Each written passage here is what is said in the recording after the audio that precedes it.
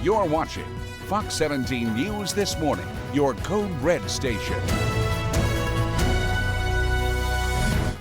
Now on Fox 17 News This Morning, the Metro Council honoring the Covenant School shooting victims. The resolutions that the sponsor was able to gather overnight, and also the reasoning behind this particular gesture. A teenager is now charged in the shooting death of a Madison man. We're going to tell you what we know about the events that happened that night. And finally, warmer, but there is rain before we get into the upcoming weekend. A new timeline in your Code Red forecast. Thank you for joining us here on Fox 17 News This Morning. I am Justin McFarland, just after 4 o'clock here on this Wednesday morning. We are going to begin with the latest moves happening from the Metro Council. They passed a resolution honoring the Covenant School shooting victims and first responders. This is just 1 week and before the one-year anniversary of this particular tragedy. Now, 6 people were killed in the shooting that took place back on March the 27th, including 3 children and 3 staff members. The resolution honored those victims while also praising the efforts of first responders. The sponsor of this particular resolution is Councilmember Sandy Ewing. She spoke last night asking for prayers for the community, but also asking for stricter gun control laws to prevent something like this from happening yet again. I know you will all join me in wishing them peace and comfort as they grieve and remember their loved ones, and in thanking our MMPD officers who responded and acted quickly. But at the same time, do not become numb to what is in front of us. Don't let this be our normal. The Metro Council voted unanimously to pass that particular resolution. It rips your heart out. It really does. Well, the United Cajun Navy will be going to the Cumberland River to search for Riley Strain later this morning. This is as more volunteers are now coming to Nashville to help with the search. Fox 17 News' Karen Aguilar live this morning over at Shelby Bottoms Park, right at the boat ramp, right next to the Cumberland, to tell us more about the search efforts and the latest information on that search. Good morning, Justin. The deputy commander of the United Cajun Navy says the search will begin at dawn, right behind me, and it's really dark to see, but we're here at the Shelby Park boat ramp. They'll be searching for Riley Strain. He was last seen on Gay Street near the bridge under Public Square Park after being asked to leave Luke Bryan's bar on Broadway on March 8th. Today's search comes after 2 TikTokers found his bank card over the weekend and asked for more agencies to jump in. Riley's family says they are thankful for law enforcement's help and even more thankful with the United Cajun Navy stepping in. We'll just do as exhaustive a search of the water and the banks as we can in that craft. And we also have an airboat coming back here. He was here last week. He's coming back here toward the end of the week. Flag says that they also have a hovercraft to search for Riley, and they're asking for volunteers to come help under the umbrella of the UCN. Coming up at 4:30, I'll tell you where police are in their investigation of Riley Strain's disappearance. Reporting live in Nashville, Karen Aguilar, Fox 17 News, your Code Red station. All right, Karen, thank you so much. Well, Nashville Mayor Freddie O'Connell and his office is now speaking out about this particular search as well, saying in part that the mayor joins people across the city in praying for Riley Strain's family and for him to be located. The mayor has committed numerous resources to finding Riley and bringing answers to his family. The Metro Nashville Police Department continues to update the mayor regularly on this search, and anyone with information is encouraged to call Metro Police. Again, that's a statement from the mayor's office. Let's get to Greg. First day of spring officially. Yes, now in full swing. First full day, you nailed it, and we are right on target when it comes to temperatures. We're so much warmer than yesterday morning. We're not talking about frost freeze, none of the chill out there. Temperatures are still in the upper 30s to right near 40, but we won't see any 20s on the map for at least the next week and a half. So a spring pattern ahead of us. Next rain chance, that has not changed all week. It will be very late Thursday into Friday. Do you have plans for the weekend yet? Have you been itching to get rid of all of the winter doldrums and the cabin fever? This is the weekend for it. We're up near 70 both days, and we're drying out into Saturday and staying dry on Sunday. So overall, Not a whole lot that we have to get past. Here is compared to yesterday at this time, we are 22 degrees warmer in Nashville than we were at 4:05 yesterday. What does that mean as far as where you're starting off? You're starting off at 50. Now this number will drop into the 40s overnight, or I should say the next couple of hours as we wrap up nighttime and get back into sunrise here right around 7 o'clock. But overall, expect the upper 60s and some sun today. We'll talk about that rain threat late week coming up in the next check of your forecast.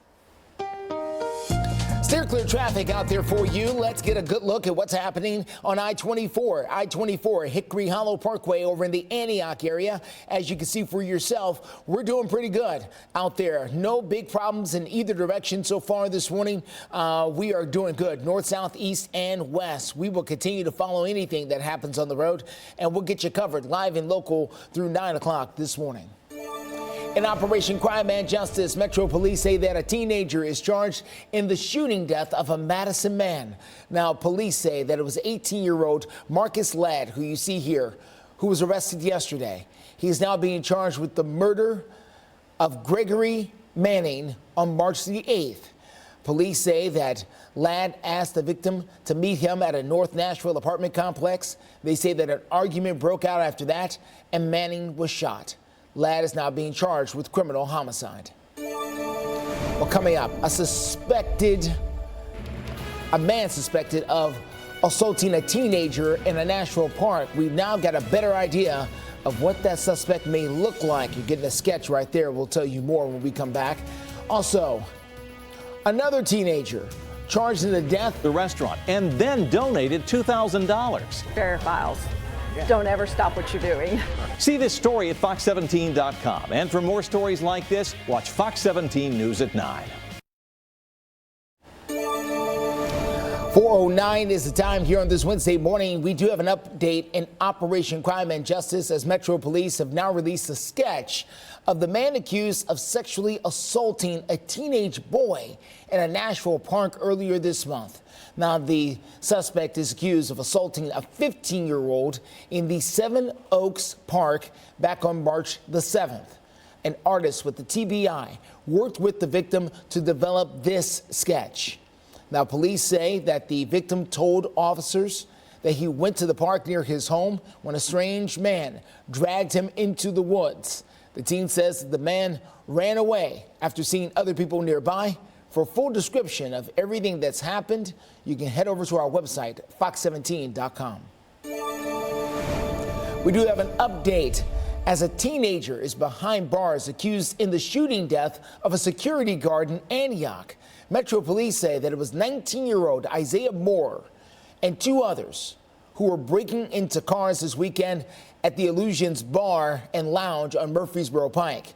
Investigators believe that they shot security guard Maurice Thomas Jr. in the process.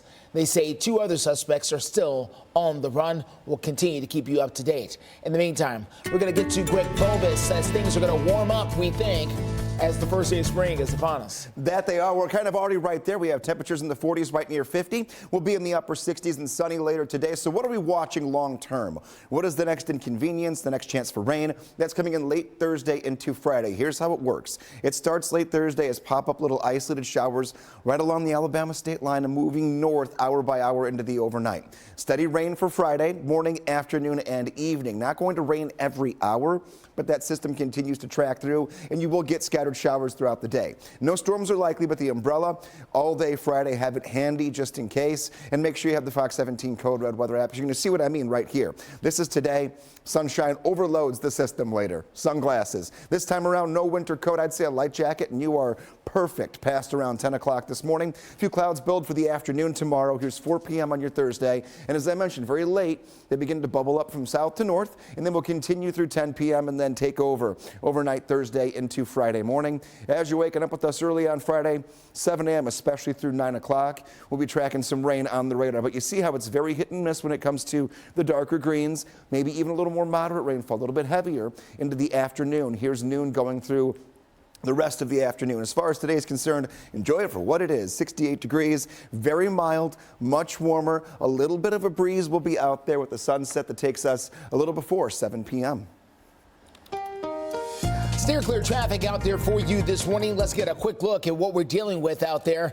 We're going to get started at I-40 at Dawson Pike in that area in and around Nashville International Airport. As you can see, we're doing just fine out there. No problems in either direction. We will continue to watch things for you, let you know exactly what we find. But right now, could not ask for better traffic as you get out and about.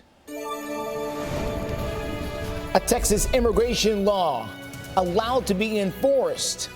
That decision just hours later. We're going to tell you what this could mean in the course of the law coming up here in the next little bit. And the results. At Camp Lejeune. Now I'm an attorney helping my fellow Marines and their families get the compensation they deserve. To see if you qualify, call me now at 1-800-844-1712. 4:14 is the time. Welcome back to Fox 17 News this morning. A live look there over downtown Nashville, Tennessee, the capital city of the state. As you can see, we are off to a great start with the ever-expanding skyline in this first full day of spring. Greg Bobus will tell you exactly how warm it's going to be, and I'll tell you about some events coming up here to town over the next little bit. That's all coming up here very, very soon. In the meantime, a federal appeals court late last night put a controversial Texas immigration law back on hold. Now, if you are keeping track, that means the decision did change twice in one single day. Now, earlier yesterday, Texas has scored a temporary victory on immigration and came when the Supreme Court cleared the way for state officials to begin enforcing the law known as SB 4. That law would allow authorities to arrest and detain people they suspect of entering the state illegally. But late last night, a 3-judge panel at the 5th U.S. Circuit Court of Appeals voted 2-1 to put the law back on hold. The judges are already scheduled to hear arguments this morning over Texas as they are expected to request to reverse that decision yet again. Election results rolling in overnight for the presidential primaries in states like Ohio, Arizona, Florida, Illinois, and Kansas. Now, as expected, President Joe Biden and former President Donald Trump did win their party's primaries in all 5 of those states. The only exception was in Florida, where there was no Democratic primary, and the party chose to give all of its delegates automatically to President Biden. Biden and Trump are already the presumptive nominees for their parties. Meanwhile, in Ohio, state elections could have consequences for the United States Senate, as a Trump-backed businessman, Bernie Moreno, is expected to win the GOP Senate primary. He will be up against a 3-term Democrat incumbent. We're talking about Senator Sherrod Brown, who is the current seat holder there in Ohio. We'll see. We'll take a look at this. The first photos from inside a nuclear reactor at the Fukushima nuclear plant. That is where the plant was damaged by an earthquake and a tsunami back in 2011. Tiny drone with cameras went inside that reactor on a 2-day trip. The white specks in these photos are caused by radiation hitting the camera. Look at that. The plant's owners are looking for ways to try to remove the radioactive nuclear fuel and safely decommission that plant, but they are warning it could take decades. You know, Greg Bobus is here with us. He watches the news every morning along with us. Occasionally, he steps from behind the news desk or behind the weather center and gets closer to the cameras because he wants to see. What drew you to that story, my friend? The white specks you pointed out. Okay. It almost looks like snow. That is the actual radiation. That's how much there is in the air and actual particles of it because there's so much. And this is, we're talking over a decade later. Yeah. And it still looks like that. And it could take decades more. Think Chernobyl. Yeah. How long it took to even get close to that in any way, shape, or form. kind of similar, not the same, but a good representation, kind of, an analogy to what's going on over there. We'll take you back home. We'll get you into the bedroom, into the closet. What are we wearing today? We had all the winter stuff, the winter coats, the boots, the, maybe even hats and scarves the last few mornings. I would say a nice top, a good t-shirt. You could even this afternoon, I wouldn't do it this morning, but this afternoon, say there's a change of wardrobe, go for the shorts, maybe some sneakers, maybe your favorite pair of shoes. Some sunglasses for sure the entire day. Up and out the door here on March 20th, and we are much warmer than yesterday morning. We're starting off in the 40s to right near 50, getting you out the door to kick off the day. 41 degrees will be your temperature here going into the 5 o'clock hour. 39 at 6 o'clock. We do dip a little bit with temperature this time of the morning, and we'll get accustomed to that until about a month from now when we keep it pretty steady as the sunrise gets earlier. Back to 40 by 7 o'clock, and then temperatures are going to go all the way into the 60s. Here's your 7-day forecast. I won't call it a masterpiece, but it's pretty good. It's better than watercolors. 68 degrees on your Wednesday, 66 on Thursday and Friday.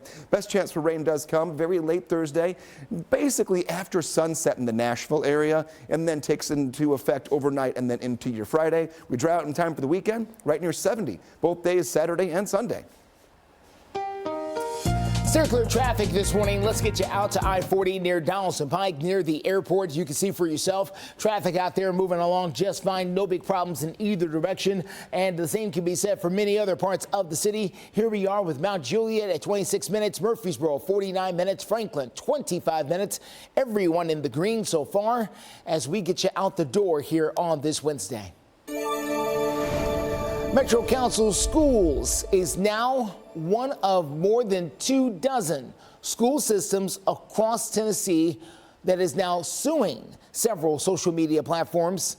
They are highlighted right back here in yellow, the ones that are. Now, of course, Davidson County right here in the middle where the city of Nashville is located. But there are other mid-state school systems that are joining this lawsuit. That includes places like Montgomery County, which is where Clarksville is located. And, of course, Wilson County, which is places like Mount Juliet and Lebanon. Now, the lawsuit wants the owners of Facebook, Instagram, TikTok, and several other social media sites to increase the accountability and provide tools to for children's protection. By the way, I just did the story not too long ago that Rutherford County was also getting in on this as well. Well, school leaders say without the proper safeguards, students are turning to social media more often. And with that, they are seeing increased classroom disruptions, plus a rise in mental health issues and expanding health concerns. Another hot topic for Tennessee schools is the issue of school vouchers. So we wanted to hear from you. Do you think school vouchers should be allowed in the state of Tennessee? Take a look at the polling right now, and you can see that an overwhelming 80% of you say yes. That is with 1,775 of you casting your vote so far. If you would like to join them, what you can do is go to the Twitter page or X page. You can find us at Fox Nashville. You can also scan that QR code right there on your screen. That'll take you directly to our poll.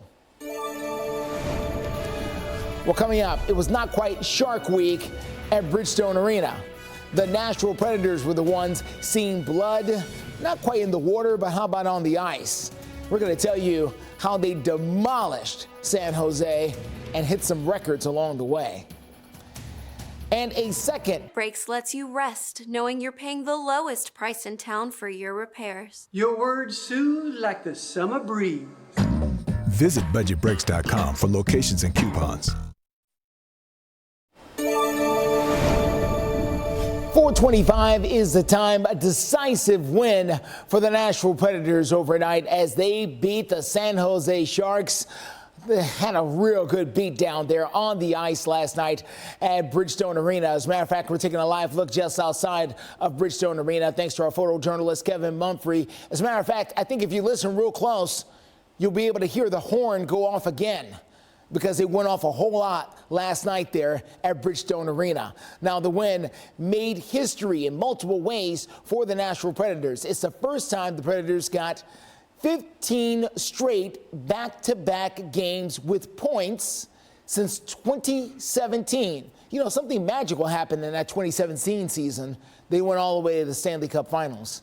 Let's talk about what happened last night, though, as the Preds were already ahead, and they were ahead for most of the game. They already had a 2-1 lead. The Preds then started really wrecking shop there in the second period. The Preds were able to score 3 times in less than around 10 minutes, and they were not finished. They came back in the fourth. They came back in the third period and then scored 4 more goals. A total of 8 on the night. That is just 1 less than their highest total in franchise history. Final score, Bridgestone Arena. Predators win 8-2 over the San Jose Sharks. By the way, the Sharks, to be fair, one of the worst teams in all of hockey, at least according to their record. No shot, they just are. That's the record. Let's go to the college sports this morning. Clemson is now suing the Atlantic Coast Conference, otherwise known as the ACC. I mean, the league's right to charge schools hundreds of millions of dollars if they want to leave the conference. It is the second school to file a lawsuit like this, as Florida State sued the 4:27 your time, and we have gotten to the cold part of the week. Let's talk all things good. Today, sunny and 68. Right side of your screen, we have temperatures that are currently in the 30s, 40s, and right near 50. Your upcoming weekend, beautiful afternoons near 70 on Saturday and Sunday. Rain-free, mild mornings as we go into our 4:30 half hour. Excuse me there. Don't want to fast forward time on you and freak out. We'll take a look at some rain late Thursday into Friday in just a few minutes. Justin. All right, steer clear traffic out there. Let's take a quick look at the roads, and no problems out there this morning. We're doing fine. This is 24 at Briley. No big problems over there in the Antioch area. As you make that drive in, we're doing just fine from there. There are other areas of town, of course, to check in on, but right now we're doing fine. We'll continue to watch it with steer clear traffic live through 9. Coming up in a few minutes, we have the latest on Metro Police efforts to find Riley Strain, plus where they're at in their investigation. And a Nashville center. Gut friendly with daily nutrients. 2. Helps digestive health. Yeah, I'm doing it. 3. Probiotics by the billions. I'm not new to it. Activia. Your gut is where it all begins. You're watching Fox 17 News This Morning, your Code Red station. Up next on Fox 17 News This Morning, the search for Riley Strain continues, and some are looking at the Metro Police response to his disappearance. And fresh charges are filed against the man police say shot Julian Ludwig. We're going to tell you about the bill that is meant to prevent similar situations like this that is now moving through the state legislature. Waking up this morning, we are calm and we are much warmer. Temperatures right side of your screen, 40s flirting with 50. We'll get a little cooler, but this is the beginning of a nice spring pattern. The next chance for rain, though, in your forecast. Thank you, Greg, and thank you for joining us here on Fox 17 News This Morning, just after 4:30 here on this Wednesday morning. I'm Justin McFarland. We begin this morning with continuing coverage on the search for the missing University of Missouri student Riley Strain. Metro Police has now faced some scrutiny after at least 2 TikTok video creators found Riley Strain's bank card over the weekend along the banks of the Cumberland River. Fox 17 News' Karen Aguilar is live to tell us exactly what Riley Strain's family is saying and why police have not made this case a criminal investigation. Karen? Good morning, Justin. Riley Strain's family has a lot of questions after the bank card of Riley Strain was uncovered over the weekend. Detectives say that simply finding a bank card is not enough to make this a criminal investigation. Police say there needs to be more evidence to make sure that it is elevated to a criminal investigation, and they're just focused on bringing Riley home. The public said police wasn't doing enough after those 2 TikTokers found the bank card, but police say it's just not true. Sergeant Robert Nielsen explains more on why the bank card isn't enough evidence to make this a crime yet. Just because his bank card was found there, just because somebody heard something, until we have more to shore that up, we can't say that a crime occurred. The deputy commander with the United Cajun Navy says that they will start their search at dawn here behind me at the Shelby Park boat ramp. We'll have more on their search in the next half hour. Reporting live in Nashville, Karen Aguilar, Fox 17 News, your Code Red station. All right, Karen, thank you so much. Well, the mayor of Nashville has released a statement saying that the mayor joins people from all across the city in praying for Riley Strain's family and for him to be located. The mayor has committed numerous resources to finding Riley and bringing answers to his family. MMPD continues to update the mayor regularly on this search. Anyone with information is encouraged to call Metro Police. Well, state lawmakers are now pushing for change when it comes to releasing violent offenders back onto the streets. This comes after the death of the Belmont University student Juliet Ludwig, who was shot and killed while walking in Edge Hill Park last fall. Now, the man accused of killing her is the man on your screen. That is Shaquille Taylor. He is now being charged with felony murder. Court records show that Taylor is no stranger to breaking the law. He had a lengthy criminal record, including being charged last April with aggravated assault with a deadly weapon, but that case was dismissed after he was found incompetent to stand trial. Jillian's law is aiming to close loopholes just like that. The public safety is at serious risk by allowing dangerous individuals back into society to reoffend without receiving the appropriate mental health services and, candidly, the supervision that they need. Jillian's law is now making its way through the state legislature in both the House and the Senate. Fox 17 News' Peyton Muse has a breakdown of what that law will mean coming up here a little bit later in the morning. In the meantime, let's get to Greg Bovis. He's standing by with what your weather forecast will mean. Yeah, the big three things to know today leading us into the upcoming weekend. Milder morning temperatures, finally done with all the teens and 20s for wind chills. We're now back to the 30s. It's not a huge stride, but definitely you notice it the second you walk out the door. Sunshine until later this week. Our next chance for some rain not until late Thursday into Friday. And that means between now and then, everything looks good. Even Friday, not all that bad. No thunderstorms, no severe weather, but it will be an umbrella you're going to use on and off kind of a day, but still in the 60s. These numbers are not current temperatures. Yesterday, these numbers looked like wind chills. Today, it's how much warmer we are. Adding these degrees to what we had yesterday to wake us up here this morning in the 30s, 40s, and even still holding on to 50 in Nashville. We are crystal clear. It is definitely wet on Lower Broadway. I actually watched the street sweepers rolling through about an hour ago, cleaning everything off, getting us ready for what I'm sure is going to be a packed upcoming couple of days, given the fact that we are starting off warmer and ending each day easily into the 60s. A few more hometown temps, 43 in Murfreesboro and Lewisburg, 41 in Tullahoma coming up. Next check of your Code Red forecast will be in about 6 minutes from right now. We will track that Thursday and Friday rain event that moves in. 4:35 is the time. Welcome back. Let's take a look at your steer clear traffic this morning. This is going to be I-24 at Brownlee Parkway as you get out and about there.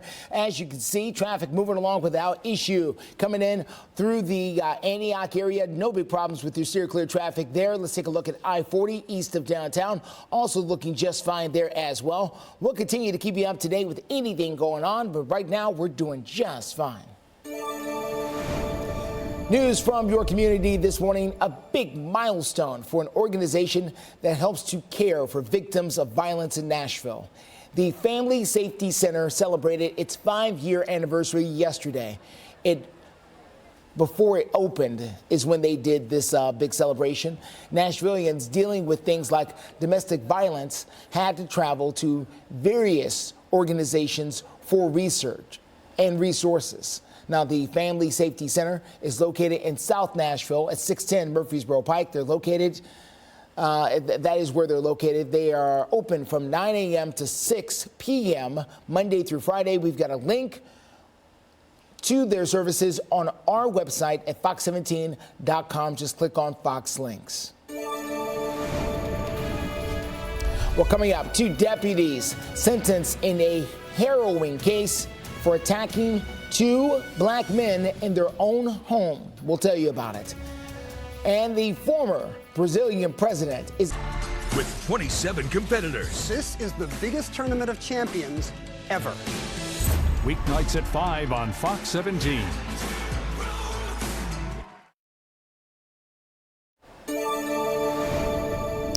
.39 is the time. 2 former Mississippi Sheriff's deputies have been sentenced for their part in the torture of 2 black men that happened last year. Now we're talking about Jeffrey Middleton, who received 17.5 years in prison. Hunter Elwad will get 20 years. They were among the 6 white officers who forced their way into a Rankin County home without a warrant back in January of 2023. They then tortured and assaulted Michael Jenkins and Eddie Parker for nearly 2 hours, according to court records. The rest of the former officers are scheduled to be sentenced coming up tomorrow and again on Thursday. Brazil's former president is now facing federal police indictments because he allegedly faked his own vaccination data. Now, Jair Bolsonaro is accused of entering information into the public health database to make it appear as if he and his daughter and several others close to him had gotten the COVID vaccine to try and cheat the restrictions. He was one of just a few world leaders railing against the vaccine. It's up to the prosecutor general's office to decide whether or not formal charges will be filed. In the meantime, let's get to Rick Bovis. Time right now, 4:41. Checking out your forecast here. Maybe you are heading to the airport or picking someone up here. We're getting closer to the weekend. What can you expect at BNA as far as the weather is concerned throughout the day for all of your flight times? 49 degrees at 9 a.m., 62 at noon, and 70 degrees at 3 p.m. Sunshine the entire day once it comes up. A little before 7 o'clock this morning. So everything's good outdoors. What does it mean as far as the big board indoors? Right now, we only have one delay at BNA. No cancellations so far, and temperatures are holding steady at 50 degrees. Wind, not noticeable. No weather issues in Nashville for any flights, but that doesn't mean that locations you're going to, as we always say, might not have issues there. It's always good to still check your flight times just in case to make sure more delays don't pop up. Let's get some lunch. I might be going outside for lunch later today. If you want to as well, go for it. We'll be at 58 at 11, 62 at noon, 65 degrees at 1 p.m. Grabbing the sunglasses and some spring clothing here. First full day of spring, definitely going to feel like it. Still clear traffic out there this morning. Let's take a good look here at what we're dealing with. I-40 at Spence Lane, just east of downtown. As you can see, traffic in that area moving along very nicely. No big accidents to slow you up as you get out and about. We'll continue to follow things for you, let you know exactly what we find with Steer Clear Traffic live and local through 9. Well, coming up, the Federal Trade Commission says people are losing thousands of dollars to scammers. We're going to tell you how these scammers are posing as real employees. And countries are ranked every year by to help relieve your occasional digestive upsets so you can enjoy life. When you feel the signs, it's time to try Align. 4:44 is the time. The Federal Trade Commission reports that scammers are using the names or real FTC employees to try and trick consumers, and these scams are costing more money than ever before. Now, the average loss to the FTC impersonators has gone up from $3,000 5 years ago to $7,000 today. The FTC says it will never contact consumers to demand money. The agency also never tells consumers to move money to protect it. Instead, they are telling them to buy gold bars. They never say that, to buy gold bars or anything like that, or to send money to a Bitcoin ATM, nothing like that. If anyone saying that they work for the FTC asks you to do any of those things, buying gold bars or Bitcoin, they say you need to report them to the actual FTC on their website.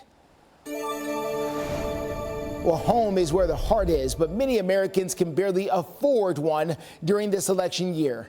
Incumbent President Joe Biden is now revealing new goals and policies that his administration is hoping will provide some relief. Fox News' Ted Linder reports. The rent is too damn high. With rents and mortgages reaching for the sky, affordable housing has taken up prime real estate in many Americans' minds heading into the November presidential election. For too many people, the dream of having a good home still feels out of reach. The crisis has been years in the making. According to the latest data collected by Harvard University, half of all renters back in 2022 reported spending more than 30% of their income on rent. Economists say it makes it harder for people to save to buy a house in the future. During a Tuesday speech in Las Vegas, President Biden promised action.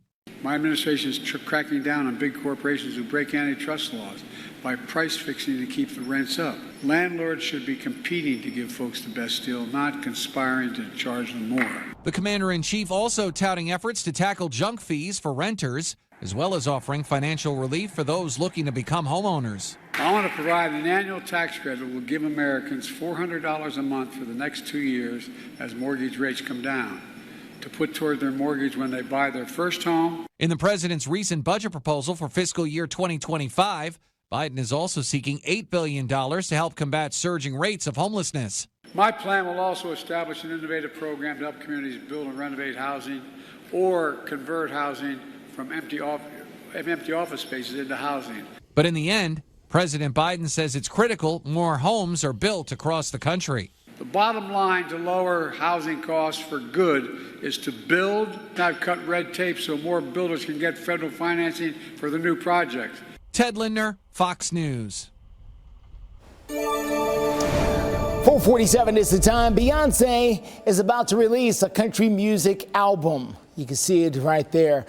She revealed on Instagram yesterday that she's been working on Act 2, Cowboy Carter, for 5 years, but said that in the past that she did not feel welcomed by the country music community, and that particular snub helped to spur the album's creation. Now, Beyonce has already released 2 singles from the album, Texas Hold'em and 16 Carriages. Now, Texas Hold'em hit #1 on the Hot Country Songs chart last month. Beyonce says that she feels honored to be the first black woman to achieve that mark. The album drops coming up on March the 29th.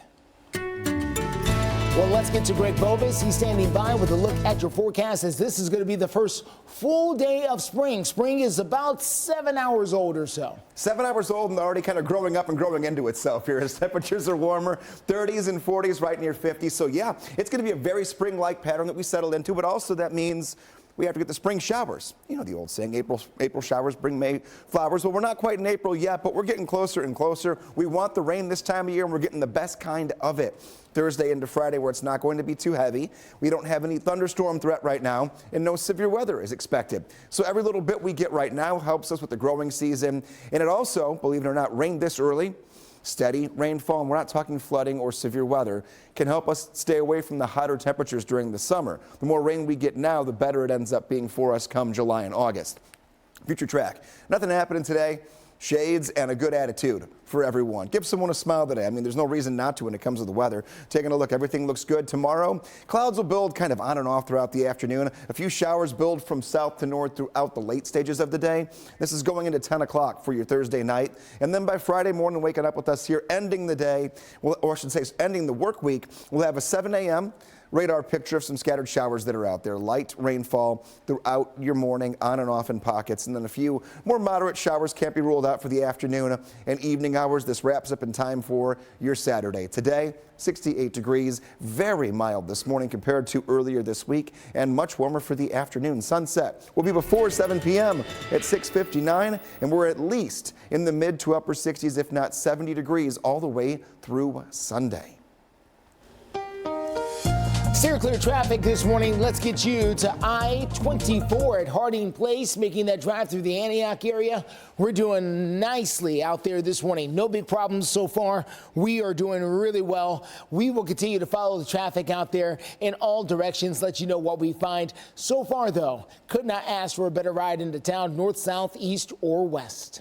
Well, this year's World Happiness Report is out, and the United States did not make the top 20. Now, the United States came in at number 23 and dropped due to the drop in the happiness meter is below where other countries are. Now, this year's report was the first to include the separate rankings by age group in the United States. Happiness scores from people under the age of 30 were dramatically lower than people 60 years and older. It's also the first time that the United States has dropped out of the top 20 since the first time that the report was published back in 2012. Number 1 on the list was Finland. named the world's happiest country for the 7th straight year. Denmark, by the way, took second place.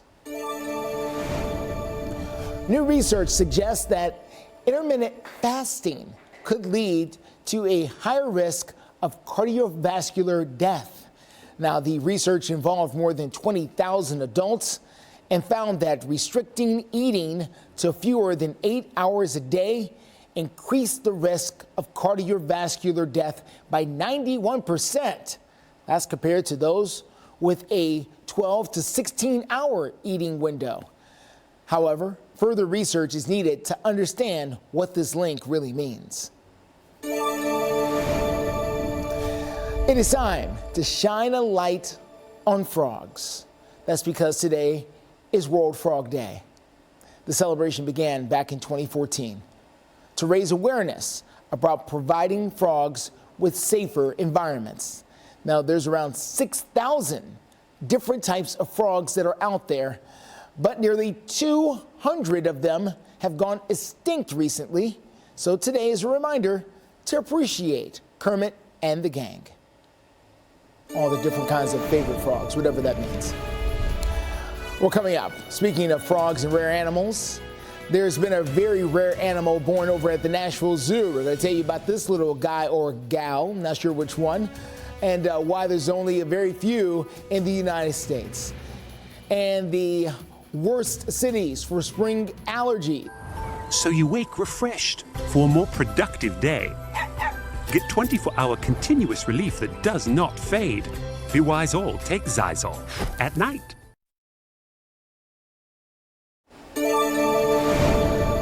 4:55 is the time. Live look there at Lower Broadway. Nashville Predators got the big win last night at Bridgestone Arena, 8-2 over the Sharks. Coming up later this week at Bridgestone, Dan Shea will be in concert. Then a comedy show starring Mike Epps. Then Nicki Minaj will be in Nashville coming up here this weekend. So a lot going on, as always, here in Music City. Well, let's take a look at what is happening here with a brand new baby at the Nashville Zoo, just 10 days old. What is he, is the question. Well, he's a spotted Phaneroca. The Nashville Zoo has a total of 5 of them, and they are one of the only of their species in the United States zoo systems. Now, Phanerocas are nocturnal animals from Madagascar that live in lowland and rainforest areas there. They look like something from the Madagascar movies. If you animate them, looks like something that should be dancing around in one of those movies there. Let's get to Greg right now, standing by to look at your forecast. Couldn't be more right. Now it's just who's the celebrity voice that plays the Phaneroca. That's the last question. That's the last question in that story. Taking a look here. Weekend planner. I've bumped the temperature a little bit. 69 degrees for Saturday, 70 on Sunday. We're drying out. Beautiful afternoons, rain-free. Mornings will be in the 40s. However, late Thursday into Friday, our timeline for rain has not changed all week. If you've been following along, we're in a pretty good handle of this one right now. You can get the Fox 17 Code Red weather app, because if you do have Friday plans, whether it be afternoon or the evening or the first half of the night even, there will be some rain on the radar. It's not going to be thunderstorm activity. I'm not saying to cancel plans if you can handle dodging some showers, but you want to know a way to find out where they're at before you get stuck in that rain heading to your plans. And also, let's connect. Meteorologist Greg Bobus on Facebook. You can find us on our X pages, twitter.com, Instagram. We're all there. If you want to share photos of the sunrise this morning, which will be beautiful at 6:59, feel free to do so. As we go into our 5 o'clock half hour, the big 3 things you need to know heading us into the weekend when it comes to the weather scenario. Circular traffic this morning at 4:57. Let's take a quick look at what we're dealing with out here at I-40, 46th Avenue over in West Nashville. As you can see, traffic there moving along very nicely there through the west side of town. Traffic is fairly light, fairly comfortable out there this morning. No big crashes that get in your way. If something does change, we've got you covered live and local through 9 o'clock this morning.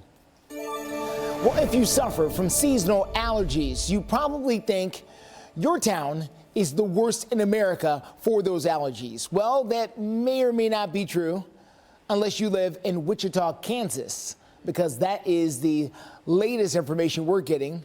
That is where the Asthma and Allergy Foundation of America says that the worst city for people with allergies is located there. Rounding out the top 5 are Virginia Beach, Greenville, South Carolina, Dallas, Texas, and Oklahoma City. Nashville comes in at number 32, believe it or not. Chattanooga is all the way up at number 18. They got a lot of forest and rivers, and not that we don't, but Chattanooga is a different animal if you've been down there.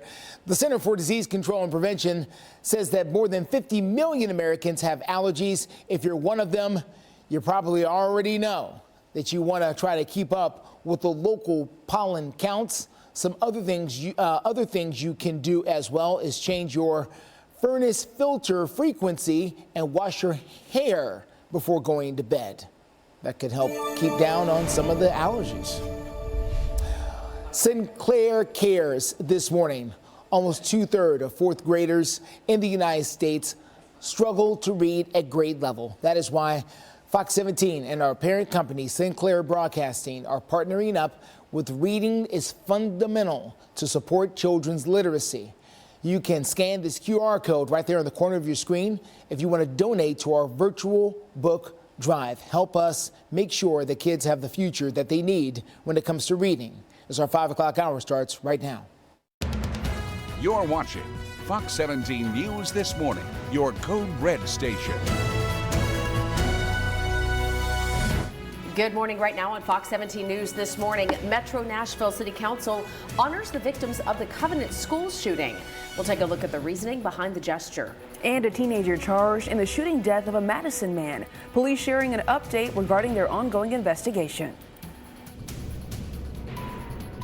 The United Cajun Navy steps in to help find 22-year-old Riley Strain. Coming up in a few minutes, I'll have the details.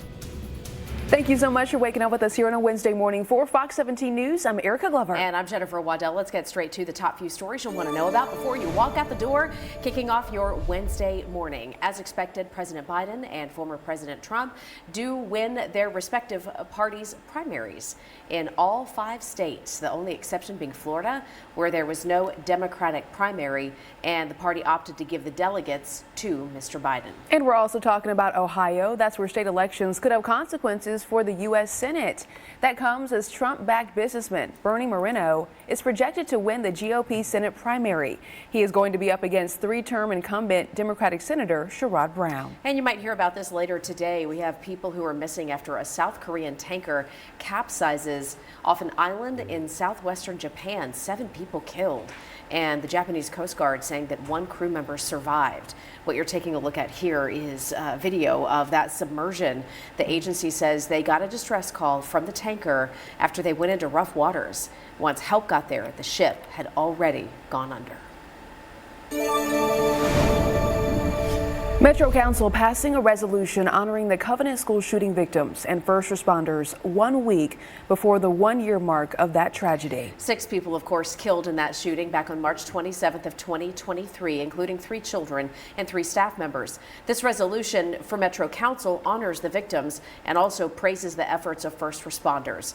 The sponsor of this resolution, Sandy Ewing, spoke last night asking for prayers for the community and also called for stricter gun control laws. I know you will all join me in wishing them peace and comfort as they grieve and remember their loved ones, and in thanking our MMPD officers who responded and acted quickly. But at the same time, do not become numb to what is in front of us. Don't let this be our normal. After Sandy Ewing spoke there, Council voted unanimously to go ahead and pass that resolution. Now to Operation Crime and Justice here this morning. Metro Police tell us a teenager is now facing charges in the shooting death of a man in Madison. Police say 18-year-old Marcus Ladd was arrested Tuesday. He is charged with the murder of Gregory Manning back on March 8th. Now, police say the man right here on your screen asked the victim to meet him at a North Nashville apartment complex. That's when an argument broke out, according to police, and Manning was shot. The man on your screen, Ladd, is now being charged with criminal homicide. It's 5:03, and now we have today, on this Wednesday, the first official full day of spring. Kicked off last night, Greg, and we're feeling it over here. Oh, we are. It is so much better. And this is one of those mornings where a week ago you would have went, okay. But after the last 2 mornings we had, we're going, okay, this is real good. We're talking about temps right now that are still hovering right near 50 in the Nashville area. We'll drop a few degrees, but much more of this mild start type of temperature range we're going to see here for the rest of this week into the weekend. Sunshine until later this week. Really, we don't see much in terms of rain for the next 7 days, but there is one 36-hour period late Thursday through Friday where a few light to moderate rain showers track through, and we'll look at that on Future Track for you, but no severe weather likely. Actually, no severe weather at all. No thunderstorms likely even Thursday into Friday. This is that time of the year if you can get some steady rain for a day every couple of days, we're perfect for the growing season and going into the upcoming summer. We'll look at Future Track. We'll time out that rain for later this week. And I'm telling you right now, if you don't have plans this weekend, start making them right now. I don't care if it's 5:04 in the morning. That's how good it looks now. All right, Greg, thank you. Still clear traffic looking pretty good, too. Although, I got to tell you, this live look from I-24 at Old Hickory Boulevard in Antioch does show a good bit of volume already this morning. It's just a few minutes after 5 o'clock, but folks are already making their way into Nashville. Don't see a crash, don't see anything, you know, like construction that's creating this little stack up of volume here, but just know that it's out there, and we'll keep an eye on it for you, as we always do, every few minutes, live through 9. It rips your heart out. It really does. Well, Greg talked about weather earlier this morning, and the United Cajun Navy heading to the Cumberland River today. The conditions are going to be favorable. They're going to continue their search efforts for 22-year-old Riley Strain. Yeah, so we have a lot of volunteers that are streaming into Nashville to help in this search. Fox 17 News' Karen Aguilar joining us live this morning at the Shelby Park boat ramp to tell us about the search efforts and the latest information on the case itself. Good morning. The deputy commander of the United Cajun Navy says that the search will begin at dark here behind me at the Shelby Park boat ramp. Now, it's dark to see, but crews are expected to use their boats on the Cumberland River to try to find him. This is the last interaction we have of Strain captured on police body camera video. How you doing, sir? I'm good. How are you? Good. This was taken on Gay Street near the bridge under Public Square Park, where he was last seen on March 8th. So far, we know he was kicked out of Luke Bryan's bar on Broadway, intended to go to his Tempo Hotel, and went the wrong way. Since then, Metro Police have been relentlessly searching for him, along with the public. 2 TikTokers finding his bank card over the weekend. Now, the United Cajun Navy is stepping in. We'll just do as exhaustive a search of the water and the banks as we can in that craft. And we also have an airboat coming back here. He was here last week. He's coming back here toward the end of the week. Flag says that he wants volunteers to come help to try to find Riley Strain and uncover more clues, but they have to do it under the umbrella of UCN. Coming up in the next half hour, I'll tell you where police are in their investigation. Reporting live in Nashville, Karen Aguilar, Fox 17 News, your Code Red station. All right, Karen, thank you very much. Still to come here on Fox 17 News this morning, a man suspected of assaulting a teenager in a Nashville park. We now have a better idea of what he looks like thanks to this sketch. We'll get more details.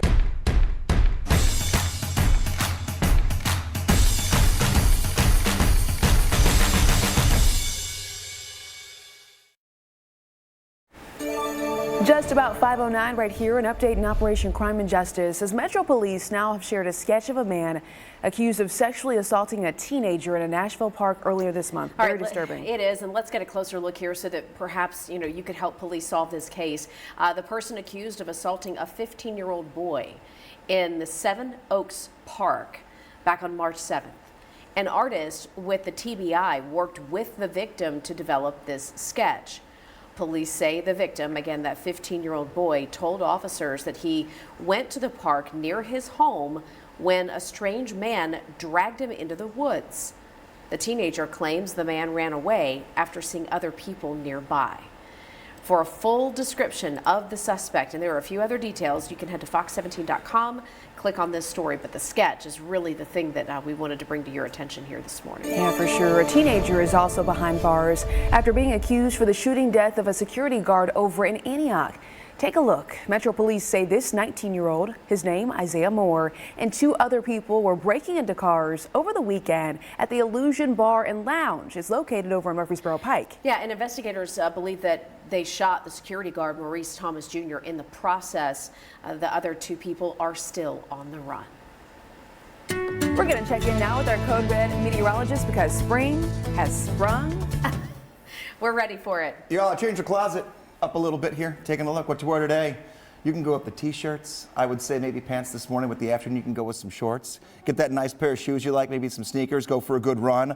Ball cap and sunglasses. We're trading in for the winter hat and the scarf. So everything has changed drastically here this morning compared to yesterday morning. So up and out the door here on your Wednesday. And we're looking a good 20 degrees warmer than we were yesterday at the same time. We're going to drop a little bit. Most of us will end up in the upper 30s to low 40s, 6 o'clock all the way through 8 a.m. But still, compared to yesterday, that is very nice. And this has been the case every day but one over the last 2 weeks when it comes to Nashville weather and the airport and what this could mean for flights. BNA, 49 degrees at 9 a.m., 62 at noon, and 70 degrees at 3 p.m. Our weather locally not going to be a problem, and right now only one flight delay at BNA as of about 10 minutes ago, 50 degrees. So our weather won't be the problem, but always check where you're headed to just to make sure their weather's okay and couldn't be a reason for any cause of concern. Greg, thank you so much. We love a sunny forecast, especially on a Wednesday. 5:11 is the time. Do want to give you a live update on your steer clear traffic. So let's take a live look here. This is I-40 at 46th Avenue, West Nashville, and you can see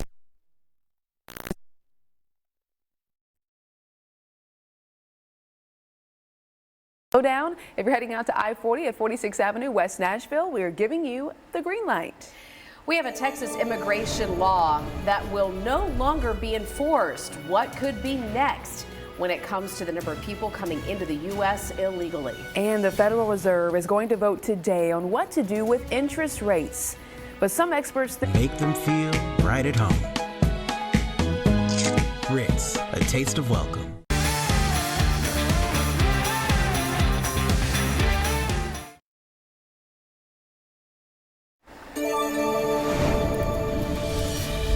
Right now, Fox 17 News showing a live look over. This is in downtown Nashville, right near the Country Music Hall of Fame and Bridgestone Arena. Listen, I had to pause for a second. I know. When I saw that road closed, I'm thinking, wait a minute, I was running over there. I don't remember the road being closed. Oh, funny. Yeah, we had a tight shot there on one of the restaurants right there by Bridgestone Arena. Huge win last night for the Preds. My goodness, they won with a statement. We'll get into that a little bit later here on Fox 17 News this morning. Right now, though, boy, I tell you what, things are heating up in Texas as it pertains to immigration at our southern border. We had overnight a lot of stuff happening. A federal appeals court, for starters, a federal appeals court last night put Texas's controversial immigration law back on hold. Now, for anybody trying to keep track of all this, it has changed twice just in one day, the decision over what to do at the southern border. And what it ultimately means is, for now, we have more illegal immigrants coming across the border because Texas cannot enforce on their side what they want to do at the border. Okay, so earlier, just yesterday, Texas has scored a temporary victory on immigration. It came when the Supreme Court cleared the way for state officials to begin enforcing the law known as SB 4. SB 4 would allow authorities to arrest and detain people they suspect of entering the state illegally. Right, and this was Texas's way of saying, look, if the feds aren't going to do it, we're going to do it ourselves. They say that the Biden administration has dropped the ball and is not enforcing law at the southern border. So they wanted to do it themselves. Well, then last night, after what Erica mentioned was a temporary win for Texas, a 3-judge panel at the 5th U.S. Circuit Court of Appeals voted to put it back on hold. So in other words, limiting Texas's ability to do anything. The judges are already set to hear arguments this morning over the expected request on the part of Texas to reverse that decision. In world news now, a Haitian gang leader appears in public over in Port-au-Prince, calling on others to join him in defying a state of emergency declaration. Jimmy Chazarier, also known by his nickname of Barbecue, to fight the state of emergency and urge crowds to go ahead and march to National Palace yesterday. He was wearing a shirt, if you can see here, it says, "In unit we sit together," and then he then led a small group of people. Well, the march comes as many Haitians are skeptical about international proposals to help defuse the chaotic situation there that we talked about here. Recent gang attacks in the capital have left dozens dead, raising concerns despite the Prime Minister's planned designation. The Federal Reserve going to meet today to talk about whether to cut interest rates. I know so many people are waiting to see what happens here as it pertains to your ability to get a mortgage, for example. So planning to get an update this afternoon. And the expected decision is that the Fed is going to hold steady on the rates and not make what was expected to be a March interest rate cut. Yeah, that's because the economy is doing fairly well, they say, but inflation's general path towards cooling has had some speed bumps. Economists say the war in Ukraine continues to impact global oil and food markets. Companies say Middle Eastern unrest really makes it harder to get oil and other goods through the Red Sea. Recent domestic issues are also big factors like the auto workers strike, government shutdown worries, and the Silicon Valley bank collapse. That now has Wall Street predicting that the Fed will cut interest rates sometime possibly this summer. All right, so hold tight if you were looking for those cuts. Hey, take a look at this. Interesting photos this morning coming out. If you are keeping track of what's going on with regards to global nuclear powers, this is a first look inside of a nuclear reactor at the Fukushima nuclear plant. This is where an earthquake happened in 2011 along with a tsunami, damaging a lot of the plant. Well, tiny drones with cameras mounted on them went into the reactor for a couple of days. What you're seeing here in some of these shots is what radiation can cause. Like if you look at some of these pictures, you'll notice white specks and whatnot. That's radiation reportedly hitting the camera. So again, of note, they didn't send people inside, they sent drones with cameras. The plant's owners, the people who operated this place, trying to remove the radioactive nuclear fuel inside and safely decommission the plant. But that is a tedious, highly risky, who's going in? Type of an operation. So it could take decades. We'll keep an eye on that for you. Right now, though, we're going to check in on our Middle Tennessee forecast. Get outside today, but also this weekend. Oh my goodness, looks beautiful. Make the plans now. All of it looks great. The mornings look good. The afternoons sunny, near 70. The evenings look fantastic. Really, whatever time of the day works best for you, you've got nothing to worry about. Do you hear that, baseball mom? I heard it. Okay. Listen, it's been cold at baseball the last 2 nights. Oh, yeah. Cold. Open area, even a little breeze. Oh, not it's fun. been windy. The wind will also die down, but even when we get a little bit of it, it'll be out of the south. So it'll be kind of that warm, almost late spring kind of a breeze we'll have. What are we watching, though? There is one problem day that we have to be a little concerned about when it comes to inconveniences to plans, but not necessarily to thunderstorms. This is going to be late Thursday into Friday. Our timeline has not changed in the last 72 hours. That is good. That means the timing has been locked down. The severity has been locked down. Here's what you're getting into.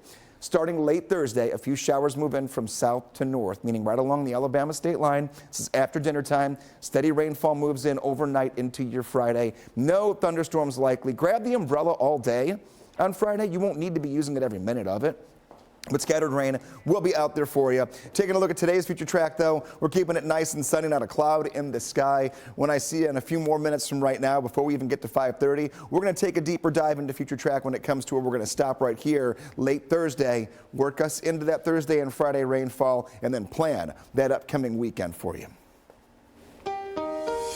Steer clear traffic this morning, I-40 at White Bridge Road. The trucks are sleeping this morning, but other than that, we're fairly calm as you get out and about on the roads. If anything does change, we'll be sure to let you know. With Steer clear traffic live and local through 9. Justin, thank you. Across the state, we are watching as Metro Nashville Schools, we now know, is one of more than 24 school systems across Tennessee suing several social media platforms. So, Davidson, we're circling that right there for you behind me. The ones that are doing this are highlighted in yellow on the map. Other county school systems in the mid-state that are joining in this lawsuit include Montgomery County and Wilson County. The lawsuit wants the owners of Facebook, Instagram, TikTok, and several other social media sites to go ahead and increase accountability and provide tools to protect children. It's a story you can read much more about on fox17.com. And you know, another hot topic for our Tennessee schools is the issue of school vouchers, the proposal currently on the table here in our state. And we were curious, do you think these school vouchers should be allowed in Tennessee? Right now, 80% of you say yes. We've had about 1,700 votes so far. This is still open. So here's your chance to sound off. Let us know what you think by voting in the poll, and then you can leave us a comment as well. Just scan the QR code right there on your screen. Well, parents over in Rutherford County got better. Now choose 2 wraps for breakfast or 2 hand-breaded chicken wraps for lunch or dinner. Morning to night, get 2 wraps, $5. Hardee's, goodness in the making.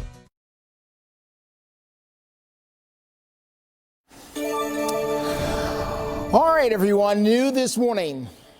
Let's be careful here, but let's chat about something, shall we? What should happen to a middle or high school student who touches another student inappropriately? We're talking about sexual contact in some way. The school system says they have the power to investigate, but they admit the investigations can take a little while just to get them out there and launched properly. They have to talk to the student on both sides. They have to talk to other teachers, try to get the history of what's involved, try to understand what happened here. Parents oftentimes want to involve law enforcement when their child tells them that something happened to them in the classroom. And some are questioning whether or not they want to get the police involved for situations like this. The majority of my reports are all about butt smacks, grabs, things of that nature. Every once in a while, I have a textbook, sexual harassment, where created this hostile environment based off of continued pattern, pervasive behaviors that made it uncomfortable for them to be in the learning environment. So those are some of the situations that school officials out there in Rutherford County are facing. Now they want to change their policy in regards to this, about how long it takes them to take a look at some of those cases. We're going to hear from school officials about what they want to do as far as changing those policies coming up here a little bit later in our program in our 6, 7, and 8 o'clock hours. 5:26, and right where we left off, we'll get you through the rest of this week and talk about our one chance for some rain. This is the fast forward all the way to 4 o'clock tomorrow afternoon. Nothing happens between now and then when it comes to rain, and even then, not much on the radar yet, but 4 o'clock tomorrow afternoon into the first half of the overnight through 10 o'clock. A few showers begin to track from the state line up toward I-40, and they'll continue to go more toward the north, very hit and miss in nature. But then we get to Friday morning, 7 o'clock. These are still not going to be consistent across the board for everyone all the time, but the scattered rain will be there morning hours into the afternoon and really pick up a little bit with the heating of the day. Noon through about 1, 2 o'clock. Could even see a few decent downpours south of I-40. Not concerned about widespread thunderstorms, not concerned about any severe weather, but this is your timing. Have the umbrella all day long, and if you have plans on Friday evening, here's 5 p.m. Know that rain is possible. Don't cancel the plans, but plan around the rain as you head out the door. Steer clear traffic out there for you this morning. Let's get to the very latest happening here on I-40 at White Bridge Road over in West Nashville. As you can see, the trucks are sleeping out there this morning. Things are relatively calm as you get out and about there on the west side. No big accidents slowing you up, and the trucks are taking a nice rest. As a matter of fact, there's a lot of them here. 1, 2, 3, 4, 5, 6, 7. I feel like the count this morning getting out there. No big problems in either direction, though. We'll let you know if something changes. Steer clear traffic. Got you covered live through 9. Coming up, Metro Police responds to claims that they aren't doing enough to find the missing University of Missouri student. And a bill to try to close a loophole in the ever. Weeknights at 5 on Fox 17. This Fox 17 This Morning newscast is sponsored by Electronic Express. We make it happen. You're watching Fox 17 News This Morning, your Code Red station. At 5:30, the search for Riley Strain continues. The University of Missouri student gone for a week now, more than a week. And we're also following another case. More on Julian Ludwig, the law and honor of the Belmont student who was shot and killed last fall. Moving forward. Forecast this morning about 15 degrees warmer than the same time yesterday. We're settling into a spring pattern, but that also includes spring showers I'm tracking in your forecast. Steer clear traffic takes us to the north side this morning. Things are rolling along just fine for now. We've got the very latest. Thank you so much for waking up with us here on a busy Wednesday morning. For Fox 17 News, I'm Erica Glover. And I'm Jennifer Waddell. The United Cajun Navy is in Nashville. This is not a military operation, but a volunteer group from Louisiana here to help find that missing college student, Erica. That's correct, and we do have continuing coverage right now on the search for 22-year-old Riley Strain. Metro Police are facing scrutiny after two women on the social media app TikTok. Well, they discovered Strain's bank card. That happened over the weekend. They spotted his car in the search area that we're showing you, and we do get some more updates right now from our Fox 17 News reporter Kieran Aguilar, joining us to explain, Kieran, why police have not turned this into a criminal investigation. That's right, Erica. Police tell Fox 17 News that finding that bank card, it's just a simple piece of evidence, and it's not enough to turn this case into a criminal investigation. Riley's mom says that she's devastated that Riley has been missing for over a week now, and says that he is her best friend. Take a look at this new drone footage we have of Riley's last path the night he went missing. What we know so far is that he was asked to leave Luke Bryan's bar on Broadway on March 8th, then headed to Gay Street near the Cumberland River. A homeless man revealed to Fox 17 News that he heard a commotion that night and saw Strain stumbling and nearly falling over the edge into the water. It was discovered he only had one drink at Luke Bryan's bar, and the TABC is still investigating, contacting other bars too. What happened is the question the public has. The two TikTokers you just mentioned had the same question, stepping into search and ultimately finding his bank card on Sunday, prompting scrutiny against police. When we start a missing person investigation, we're looking for a person, we're looking for a body. We're not looking for small pieces of evidence. Can we miss some things? Sure. But our primary goal is to find Mr. Strain and bring him home safely. The United Cajun Navy has joined the search efforts, and they will be here at the Shelbyville Park boat ramp behind me to search on boats on the Cumberland River at dawn today. Reporting live in Nashville, Karen Aguilar, Fox 17 News, your Code Red station. Karen, thank you. 5:33 is the time right now. We have state lawmakers, as we speak, pushing for change when it comes to releasing violent offenders back on the streets. Now, we mentioned this yesterday as we have updates in the death of Jillian Ludwig. She was the Belmont University student who was shot and killed walking in a park. The man you see on your screen here is the man accused of killing her. This is Shaquille Taylor. And the update from yesterday is that he is now charged with felony murder. Court records show Taylor is no stranger, though, to breaking the law. He was charged last April with aggravated assault with a deadly weapon, but the case was dismissed after he was found incompetent to go ahead and stand trial. Jillian's law, though, aims to close that loophole. The public safety is at serious risk by allowing dangerous individuals back into society to reoffend without receiving the appropriate mental health services and, candidly, the supervision that they need. All right, so here we get back to Jillian's law, now making its way through the state legislature. Fox 17 News reporter Peyton Hughes is going to break down the law coming up later this morning. We're going to check in now with our Code Red meteorologist. Taking a look here at your forecast, and boy, have things improved morning to morning here. Spring pattern ahead. Today, the first full from midnight to midnight spring day we have, and temperatures are definitely already getting into that territory. We're in the 40s to near 50 degrees. Next rain chance.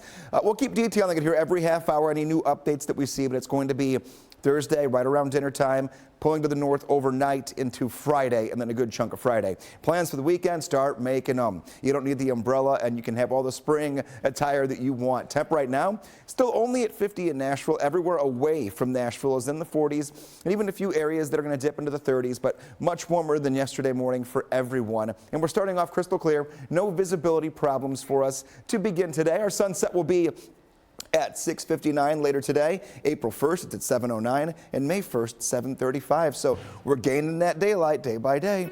68 degrees this afternoon, a pair of 66 degrees for Thursday and Friday. Friday being that rainier day, we get it out of here in time for the weekend, and then right near 70 on Saturday and Sunday. Nighttime temperatures holding steadily into the 40s this weekend.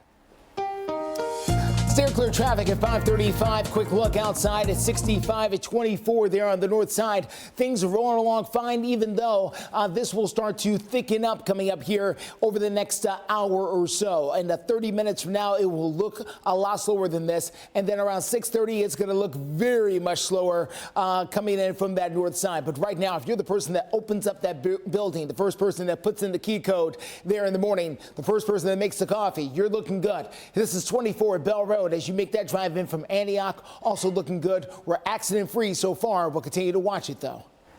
Justin, thank you. Still to come on Fox 17 News this morning, a modern day Chattanooga choo-choo, the latest efforts to add an Amtrak bus stop to the scenic city. That would be fantastic. .com's best value brand now with payments from $239 a month. Search your local Honda dealer today. This Fox 17 This Morning newscast is sponsored by Eurostone. New this morning, Amtrak could be adding a stop between its Atlanta and Nashville route. This would be in Chattanooga. We were talking about a modern day Chattanooga choo-choo, maybe. The next step in this process to make a rail corridor possible for Chattanooga did move forward last night. I love this. Amtrak says this stop would connect two large businesses and population centers while increasing travel options throughout each community. So we got to see what happens next for the choo-choo. You got to do that. Hey, listen, anything we could do to ease up traffic congestion on the roads, Truly. you know what I'm saying? No potholes for them. Sit back, you don't have to drive. Just relax and enjoy the weather. Have a beverage, do some work. Just keep it on the rails, and you're good to go. You make me hungry. You make me hungry now, Jen. Taking a look here at your forecast, and we'll talk about lunchtime soon. But maybe you want to get outside. In the last 2 mornings, they have not been good to get out there for a bike ride. We're going to be in the 40s later on today through the morning, and then we go toward the 50s and eventually 60s. We could hit 70 degrees. If you've been cooped up a lot, maybe you've got the cabin fever, winter doldrums have been kind of wearing on you in the mornings. That is not the day today. Good afternoon, and maybe even have lunch outside. 58 degrees at 11 o'clock, 62 at noon, 65 degrees at 1 p.m. And this is the beginning of a trend that's going to last a good 6 or 7 days. We do have rain Thursday into Friday that moves in, and our weekend will start off a little bit damp, but not necessarily rainy. So we're going to look at Future Track. A new run came in here when it comes to giving you the hour-by-hour breakdown. We will look at that coming up in the next check of your forecast. And I will also find, unfortunately, the potential for some cooler air about 10 days out from right now and talk about frost freeze protocols that may go into effect. That's coming your way in a few. Steer clear traffic at I-65 at Armory Drive. No big problems as you make your drive in from the south side of town. We're looking pretty good as you make your way in near 100 Oaks at the 100 Oaks Medical Mall down there. Big location, lots of territory to cover, but no problems out there this morning. Wide open in both directions, certainly good to see. Starting to pick up on I-24 near Briley Parkway as you make that drive in from Antioch, so heads up from out in that direction. This area will only get more and more cars there as that morning goes on, but right now, nothing holding you up in a big way. We'll continue to follow things for you throughout the morning. Justin, thank you. After the break, we're talking more about a South Korean tanker that capsized off an island over with Lazy Boy. We worked overtime. Now it's TV time. We pay the tax plus give you an extra 10% during our anniversary sale, going on now at all 3 Lazy Boy locations. Welcome back to Fox 17 News this morning. Time is 5:44 in Operation Crime and Justice right now, a topic that we've been covering for more than a year. Metro Police still having to remind people to lock their car doors and secure their valuables. Folks, at this point, right, in this day and age, this has to be common sense. This has to be the first thing you do. When you get out of your car, you lock it up and you hide your stuff, okay? Especially guns. This year alone, it's what, March 20th, 171 guns have been stolen from cars in Nashville. 14 guns stolen from cars in just the last week. 14. Metro Police say that people are making their cars easy targets because you're either leaving your car unlocked, you're leaving your keys inside, or somehow they're close by and obvious to a thief. Just Don't lock do it. Yeah. We're talking politics right now. There are lawmakers in both chambers of Tennessee legislature that are now supporting a bill to ban marriage between first cousins in the state. Democratic Representative Darren Jernigan and then Senator Jeff Yarborough, they are both behind this particular plan. If this bill is passed into law, the bill would take effect immediately. All right, putting it on the books right now. Let's talk jackpots. Ooh, nobody won last night's Mega Millions drawing, and it was already huge. The jackpot, now $977 million. Ooh, Tuesday's winning numbers were, just in case, 24, 46, 49, 62, 66, and the Mega Ball number 7. The Mega Piler was 2X. Nobody won the big jackpot, but 4 people did win at least $1 million by matching some of the numbers. At least $1 million, I'll take that. Well, a decisive win for the Predators last night. Yeah, they almost beat the San Jose Sharks into the ice, smacking down 8 goals to the Sharks, 2. Our Fox 17 photojournalist Kevin Mumphrey out there at Bridgestone Arena this morning, where they're still waking up with all the winning feels, you could say. This win last night for the Preds really making a statement, and because it makes history in more than one way. It's the first time that the Preds got points in 15 straight games. Wow. Going all the way back to the 2017 season. Now that 2017 season is when the Preds made the run for the Stanley Cup. Ended in a heartbreaking loss for the Preds here at home to the Penguins. But the Sharks last night, they're even ahead for part of the first period and a 2-1 lead here. But the Preds would really get that energy and come back in the second period. The Preds scoring 3 times in less than 10 minutes. And they weren't finished. 4 goals in the third period. I mean, that was like the exclamation point. So that 8-goal total, just one shy of the highest total number of goals in franchise history. Congrats to them. A woman over in Australia, take a look at this, deciding to get some stretches in before breaking into a bakery. What? Surveillance video right here captured the burglar doing some yoga moves before, getting ready to go in and steal croissants and other items. Okay, the bakery, they were pretty amused by this. How are you going to stretch and then come rob us? Well, she just felt like she needed to be a smooth criminal. Health is top of mind, but then you go in and steal croissants. All right. They shared this video over on social media, overlaying it with music from Mission Impossible. She's limber. Local media, they're reporting that the 44-year-old suspect, was charged with theft, you think? Burglary and going equipped to steal. She was later, though, released on bail. You got some nerve right there, lady. You're going to stretch on... Do you not see the camera there? What? Croissant time? She's going to be the calisthenics leader in the prison yard. Like, full on camera. But you cannot make stuff up. No, but I will say I have never done yoga, but if I can do it that quickly and be done and get the results of the sped up version, I would. I have a question, though, circling back to the lotto. Yeah. Who's the first person you would tell if you bought that ticket yourself and no one knew you bought it? My mom. Yeah. Because I'm seeing lists that say... You wouldn't tell your husband first? That say spouse, but a lot of them say lawyer or accountant, then significant other. Really? Yeah. Lawyer, accountant, and then your significant other? Yeah. Some of y'all got some explaining to do. Right? I just saw it here online a few minutes ago. So very curious question to ask yourself, just in case you do buy that ticket. Have a game plan and who are you going to pick first? Taking a look here, Thursday into Friday, next chance for some showers. They start late on your Thursday and then steady rainfall into Friday. And what I mean late Thursday is right around dinner time along the Alabama state line. A few showers move in. They do track in overnight Thursday into Friday. Here is future track. We have no rain here for our Wednesday. Enjoy the day. We'll be in the upper 60s, right near 70 degrees. We're starting off in the 40s this morning. I'm going to take you, though, all the way into Thursday, and then let's talk 4 p.m. through 10 p.m. Again, south to north, hit and miss showers, and then overnight that rain very still to the hit and miss category. This is when things get a little more expansive.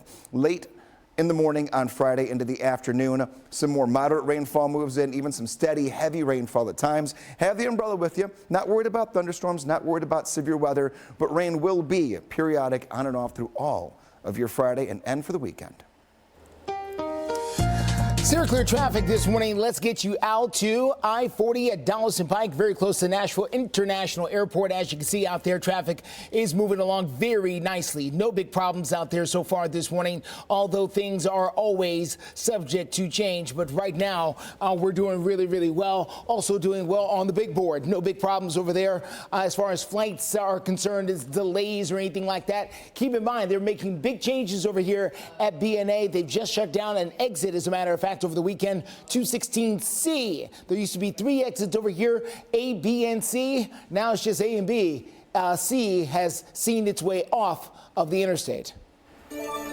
Justin, thank you. Let's talk about some more politics. Congressional leaders formally announcing a deal Tuesday to keep the rest of the government funded throughout this fiscal year. All right, we have House Speaker Mike Johnson, who said that the House and the Senate committees started drafting the text of the bill. Congress has until the end of the day this Friday to get it passed. Funding for the Department of Homeland Security, for example, would be one that could be impacted. They had been a major obstacle in the negotiations. There's also a story that's making headlines. You're going to keep up with this today. It's when it comes to interest, when it comes to the Federal Reserve policy meeting that's happening. Okay, the Fed is expected to go ahead and keep rates. We talked about this earlier, where they are close to 5.5% with stubbornly elevated inflation. All right, so yes, as a lot of folks were hoping that we would see a cut here in March, but it looks like it's going to stay steady. Inflation right now about 3%.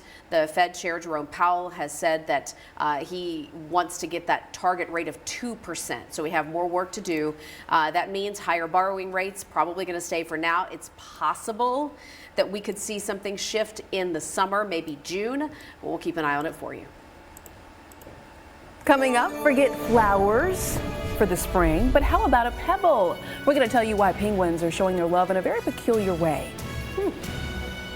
Interesting. All right, and a live look right now from the heart of downtown Nashville. Hayes Nissan of Rivergate in Madison. Again, get 0% financing for 72 months on new Nissans here. Welcome back. Fox 17 News showing you a live look of the Nashville skyline. And listen, today is going to be beautiful. Certainly want to plan to get outside. No showers in your forecast. I think we're talking about, God, by 3 p.m., 70 degrees out there. Going to be a great day. Going to feel definitely like spring. Especially for the sports mamas who are going to be out there, you know, cheering on their children. Are you talking to me? I'm talking to you. It's going to be a pretty good evening for that. Hey, here's a sweet story to kick off your Wednesday morning. Penguins at a zoo in Detroit have a way of showing their love for each other. And the way they do it is by picking out pebbles to give to their prospective mates, and it is mating season. Oh, cue the music. So check this out. Over at the Detroit Zoo, the zookeepers will toss out pebbles for the penguins because the way that they show their interest in building a nest with another penguin is by gifting them these little rocks. Really? Well, young visitors to the Detroit Zoo got in on the fun by painting some of the rocks for zoo employees to give the penguins to then pick out. The penguins can then be seen, you know, waddling and sifting through the perfect stones for their others and just, you know, showing their penguin affection. Very cute. I feel like that's a children's book. Oh, I know what you're talking about. I can't think of the name of it, but I should. But you know, it's funny because this is an absolute, like, in the wild kind of a thing too that happens, where they pick out something shiny to give to their prospective mate to say, hey, I'm interested. So it's not quite a diamond. Just a pebble. It could be a diamond in a rough. Well, 5 generations of one Canadian family coming together to celebrate their newest addition. Take a look. 102-year-old Josephine Campanella was receiving care at Unity Hospital. That's when she found out her great-granddaughter was in labor at the same hospital. So Josephine got to meet her great-great-granddaughter. How incredible is that? Well, Macy Josephine Heller was named in honor of her great-great-grandmother, and I have all the feels for this story because what are the odds of this? Macy Josephine, 5 generations all together at once. That's priceless. We're going to check in now for the first full day of spring forecast this Wednesday. And you know what? We just talked about one birthday in 5 generations, so why not we go to a 4-legged friend celebrating a birthday? Here we have Paco.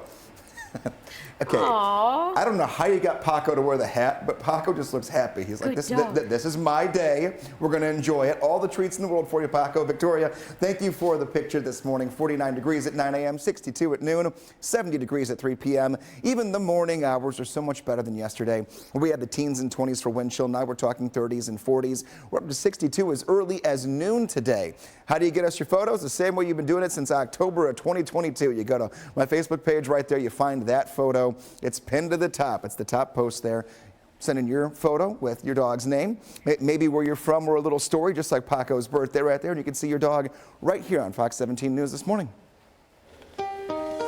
Steer clear traffic out there for you. Let's get to I-24 at Harding Place as you make that drive in from the Antioch area. We're doing really nicely out there so far this morning. No big crashes in your way as we get you out the door. That is going to change coming up in our 6 o'clock hour. I can almost guarantee it. We'll have the details coming up for you coming up in the next few minutes.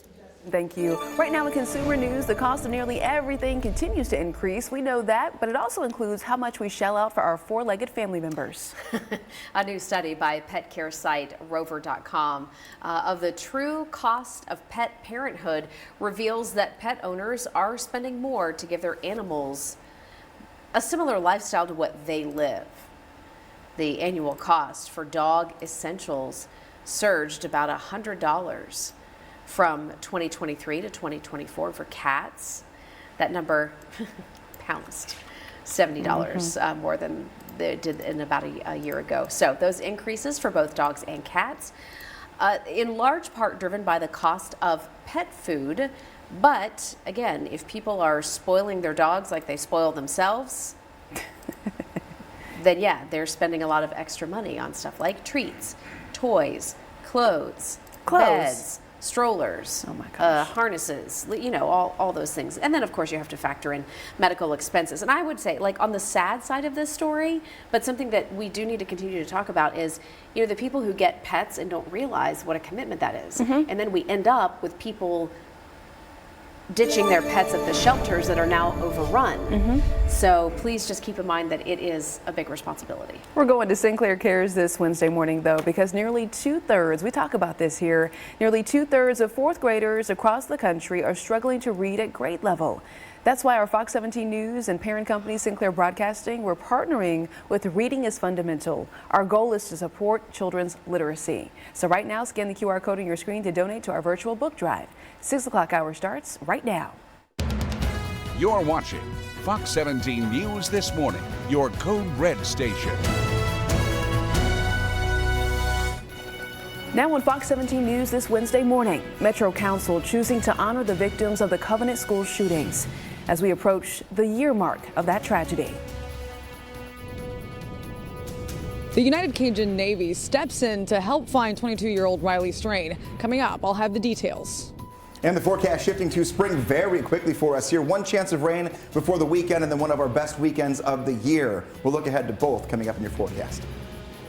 Steer clear traffic at I-24 at Harding Place. Looks like the cameras are looking for a crash. We're going to tell you what we know so far coming up in a few. All right, we'll get you all those details plus those detours here in our 6 o'clock hour. Thanks for joining us for Fox 17 News This Morning. I'm Jennifer Waddell. And I'm Erica Glover. New this Wednesday morning, we are talking about how Metro Council passed a resolution honoring the Covenant school shooting victims and first responders 1 week before the 1-year mark of that tragedy. Yeah, I cannot believe it's coming up on a year already. 6 people killed in that shooting March 27th, including 3 children and 3 staff members.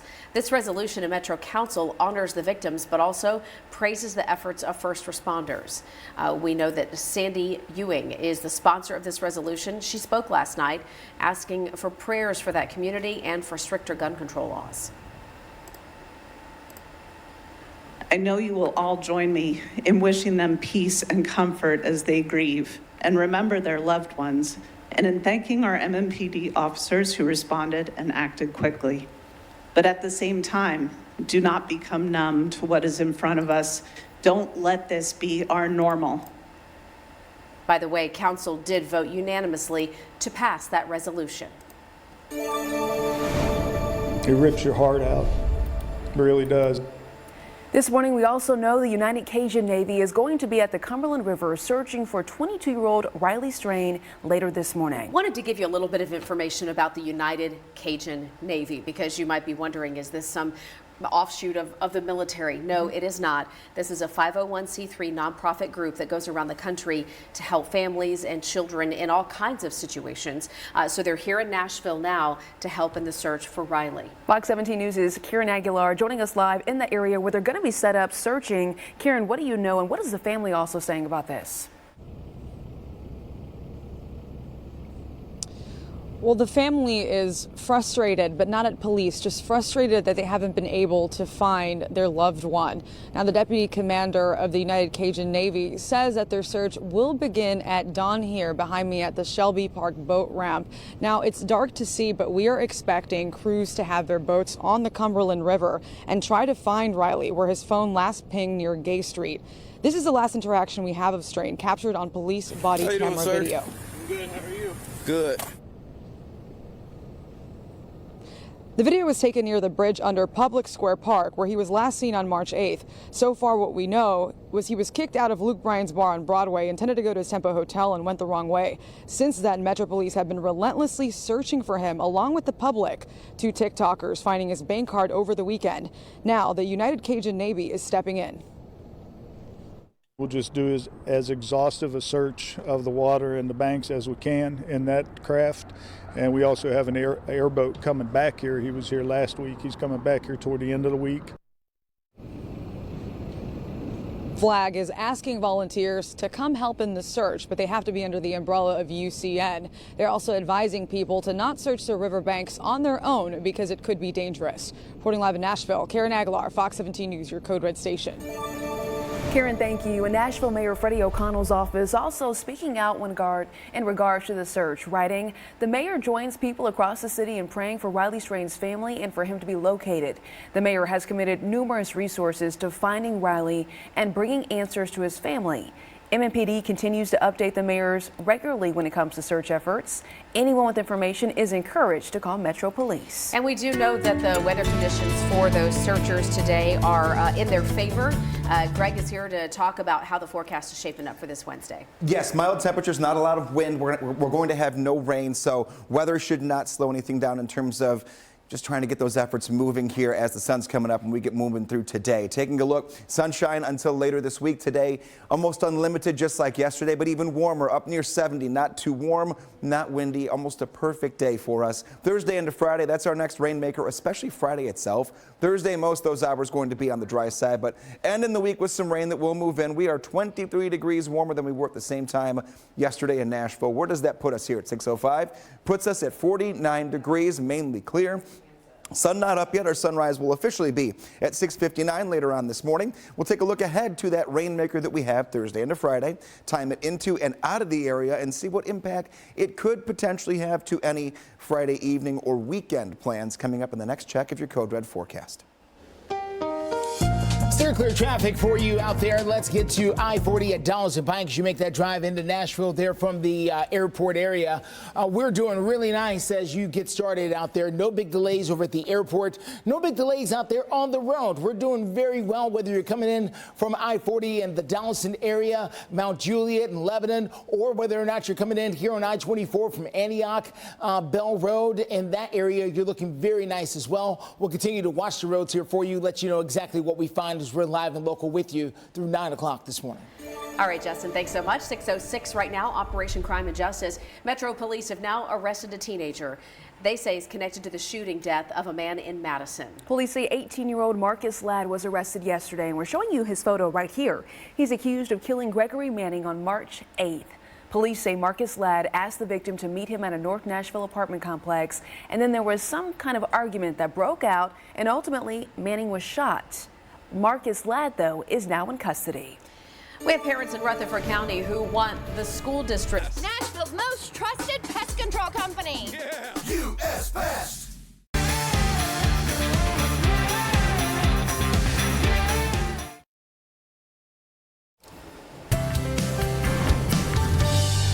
6:09 is the time here on this Wednesday morning. So let's take you to Rutherford County. That's where the school system out there is trying to make some changes when it comes to their policy involving sexual harassment within the classroom between students. So the question is this: what happens between two students who are involved with inappropriate touching there in the classroom? What happens when one student wants to file a complaint against another? What happens when the parents get involved or lawyers get involved? Well, up until now, the Rutherford County school system has had around 20 days to complete an investigation in regards to this.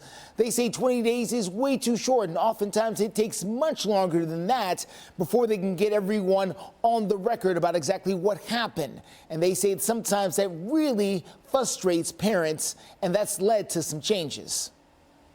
Sometimes you will have things that law enforcement say, oh, we don't investigate that.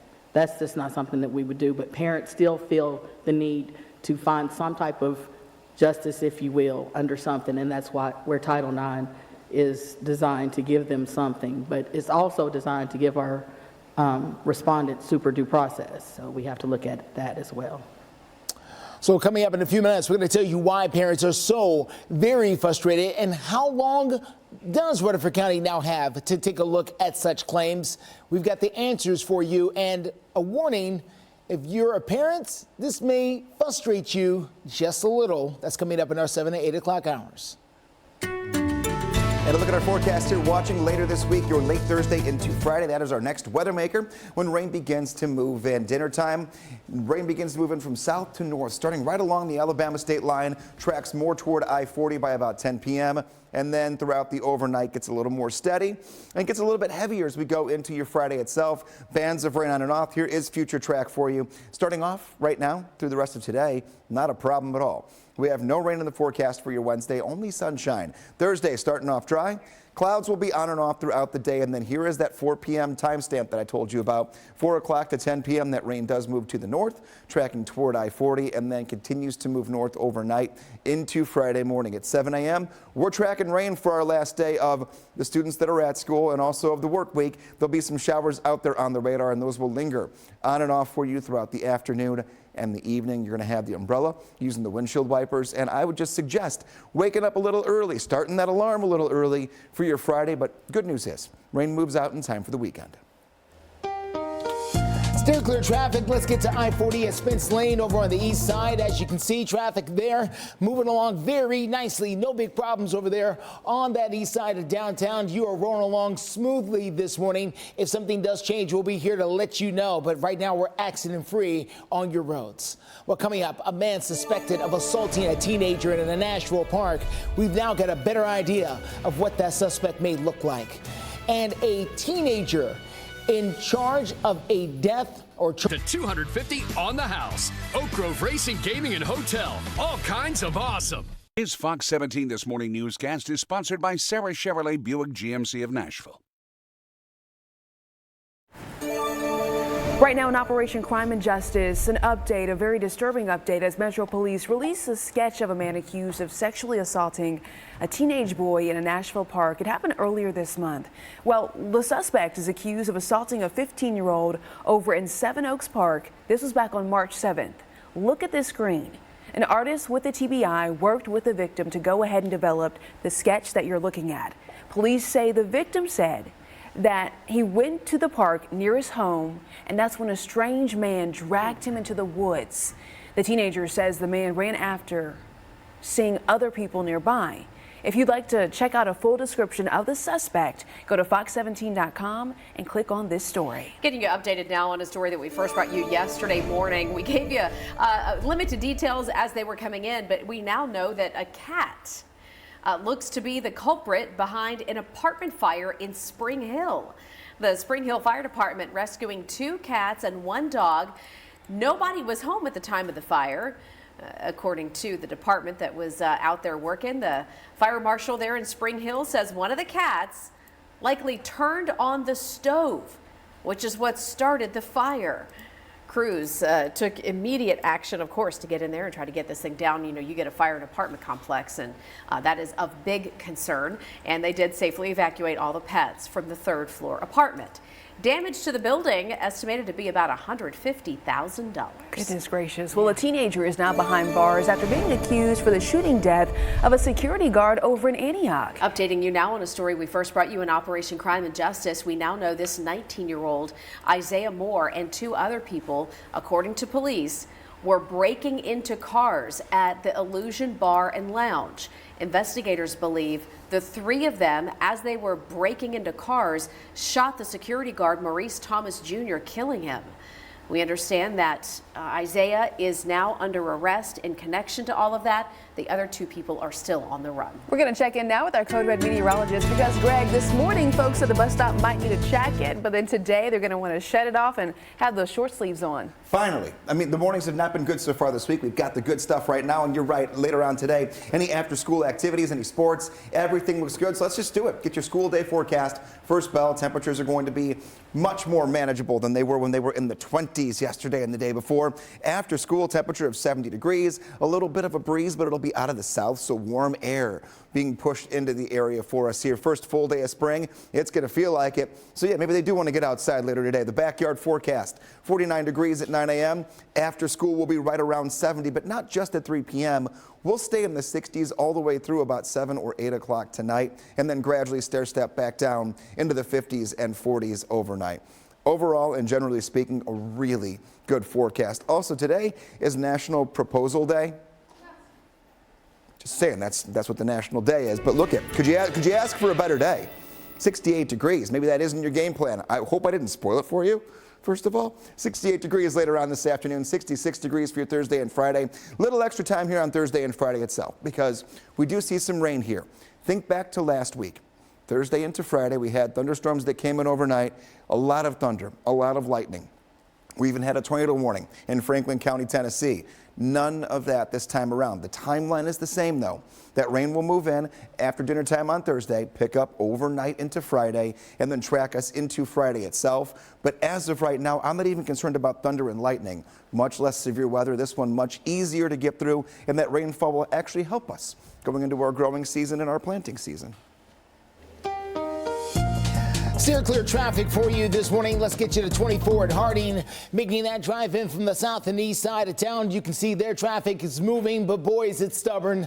Things have slowed down quite a bit. It's school zone out there on 24 this morning. So much so that the drive time has now jumped up to 1 hour and 15 minutes. It just blossoms just like that. Let's take a look here. 74 minutes. It's 1 hour and 15 minutes now. 1 hour and 14 minutes. Don't check me. It's there as you make that drive ahead coming from Murfreesboro to downtown Nashville. 36 minutes coming in from Hendersonville this morning. Still a tame 26 minutes. Cameras are searching for a crash that's been reported on I-40 very close to Old Hickory Boulevard in the Hermitage area. It could be just off of the interstate at the exit. Cameras from 2 different angles have been searching around for it. Haven't seen it so far. We'll let you know if they find it and other traffic snafus that could hold you up this morning. Justin, thank you. New this Wednesday morning, United Airlines CEO is unveiling a new plan aimed at bolstering customers' confidence when flying. All right. How confident are you? Do you feel secure? Do you feel safe when you fly? Well, this month alone, there have been at least 6 cases, problems that have happened mid-flight. And of course, we had the Boeing jet where the plane door flew open mid-flight. Well, Lauren Aguirre tells us this morning what at least United is doing, trying to make people feel safer. It's been a challenging month for United Airlines, with multiple flight mishaps making headlines, compounded by the fact that United is Boeing's biggest customer in the U.S., and Boeing is under federal investigation following a string of quality control lapses and in-flight incidents in recent months. Now, United CEO Scott Kirby is stressing the importance of safety to customers in a message Monday. United's most recent event happened last Friday in Medford, Oregon. One of their Boeing 737-800s landed and was found to have a missing panel under a wing, forcing the tower to halt all air traffic while crews searched for it on the ground. We didn't find any debris or any panels or anything. Operations continue normally. Among other recent incidences, The engine of a United Boeing 737-900 caught fire after takeoff from Houston. Then, same city, different jet. A United Boeing 737 MAX slid off a runway. And internationally, a United Boeing 777 left Sydney leaking hydraulic fluid. In all cases, the planes landed safely. Kirby assured customers that the unrelated events did get the airline's attention, and United has sharpened its focus. It will now expand training programs for pilots and mechanics, along with dedicating more resources to manage its supplier network. All moves designed to make flyers feel more comfortable about boarding United jets as the busy summer travel season nears. I'm Laura Aguirre reporting. Metro Nashville schools joining countless counties across Tennessee in suing social media companies. So what does it mean for parents and students? We'll have the story. And real quickly, a beautiful live look at that sunrise. How gorgeous is that? $1,500 off the MSRP on a new Armada. Plus, get a lifetime warranty. MatthewsNissan.com. Alerts, empowers, protects. Watch Fox 17 News at 9.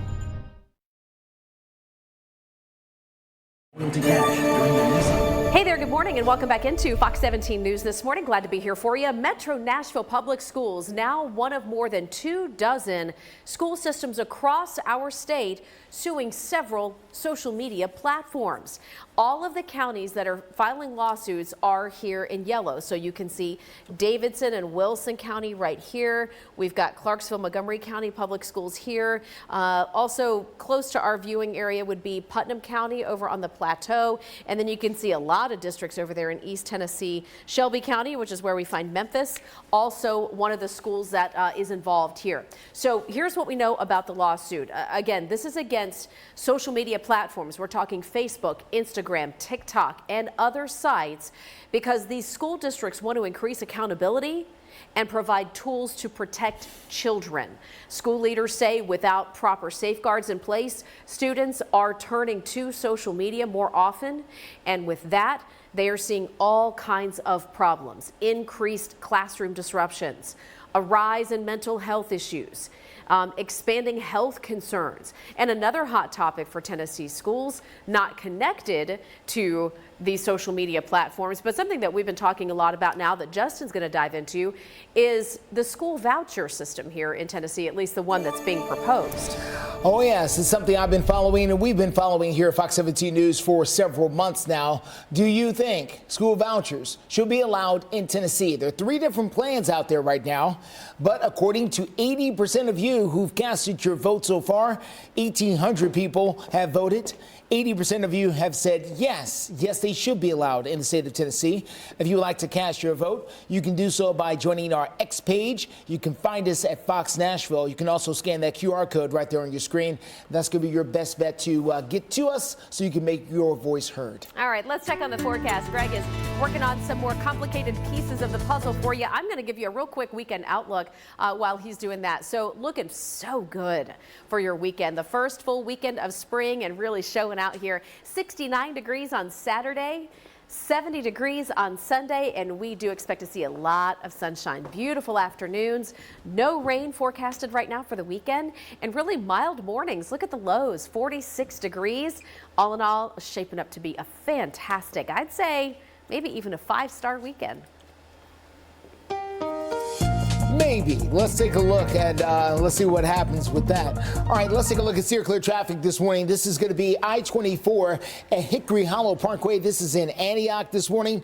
You can see where traffic is moving along just fine. No big problems over there. We are picking up some information about a possible crash involving a bus, we're told. According to Metro Police Dispatch, there was a response to a possible bus crash at the intersection of South 1st Street and Woodland Street. This is not a school bus. Just want to emphasize that, not a school bus. This is for a Metro bus or a WeGo bus possibly. No passengers were hurt. So we're going to continue to follow that. And we've got a crew on the way to the scene to try to see exactly what may have happened there at the corner of 1st and Woodland, which is around the Nissan Stadium area. We'll continue to follow that as you get out and about this morning.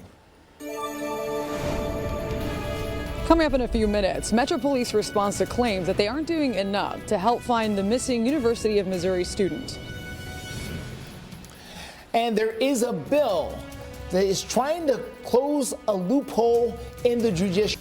Critics rave. Animal Control is a brilliant ensemble sitcom. What we do here is vital to the city. Tonight at 8 on Fox 17.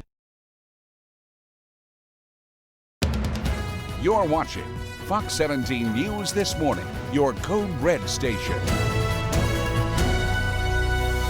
On Fox 17 News this Wednesday morning, the search for Riley Strain continues.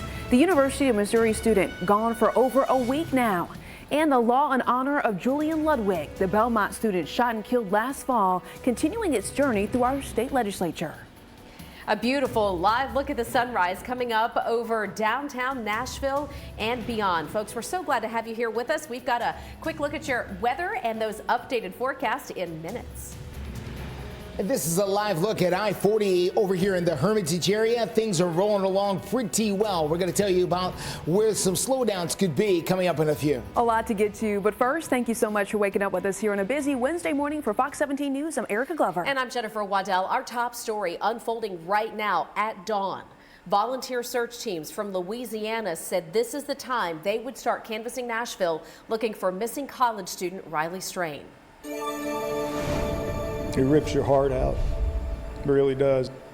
Yeah, so those were heartfelt words from the deputy commander of the United Cajun Navy as they step in to search for those ongoing efforts to find missing University of Missouri student Riley Strain. Well, this morning they are expected, as you heard from Jen, to search the Cumberland River. Fox 17 News' Kieran Aguilar is live at the Shelby Park boat ramp telling us more about the search and the latest update. Good morning, Kieran. Good morning. Well, the latest update is there's been a lot of questions surrounding the police's efforts in searching for Riley. We do know that two TikTokers ended up finding his bank card, one of the clues to uncover what happened the night he went missing. However, police say in a press conference that the bank card is just a small piece of evidence and it's not enough to make this case a criminal investigation. Now, in regards to that search by the United Cajun Navy, it will be happening behind me down on the Cumberland River to help find Riley Strain where his phone last pinged. Riley's family says they are frustrated, but not at police. This new drone video shows the path Riley took the night he went missing. We know he was asked to leave Luke Bryan's bar on Broadway on March 8th, then headed to Gay Street near the Cumberland River. A homeless man revealed to Fox 17 News that he heard a commotion that night and saw Riley stumbling and nearly falling over the edge into the water. It was discovered he only had one drink at Luke Bryan's bar, and the TABC is still investigating, contacting other bars too. What happened is the question the public has. As I mentioned, two TikTokers stepped in for the search because they had the same question, ultimately finding his bank card on Sunday, prompting scrutiny against police. Sergeant Robert Nielsen says conspiracy theories aren't helping. One of the concerns people have called in multiple times about is that he was, Riley was being chased, he was being followed. We have seen no evidence of that. We've been through the video multiple times, and that is the reason why we released that body camera footage.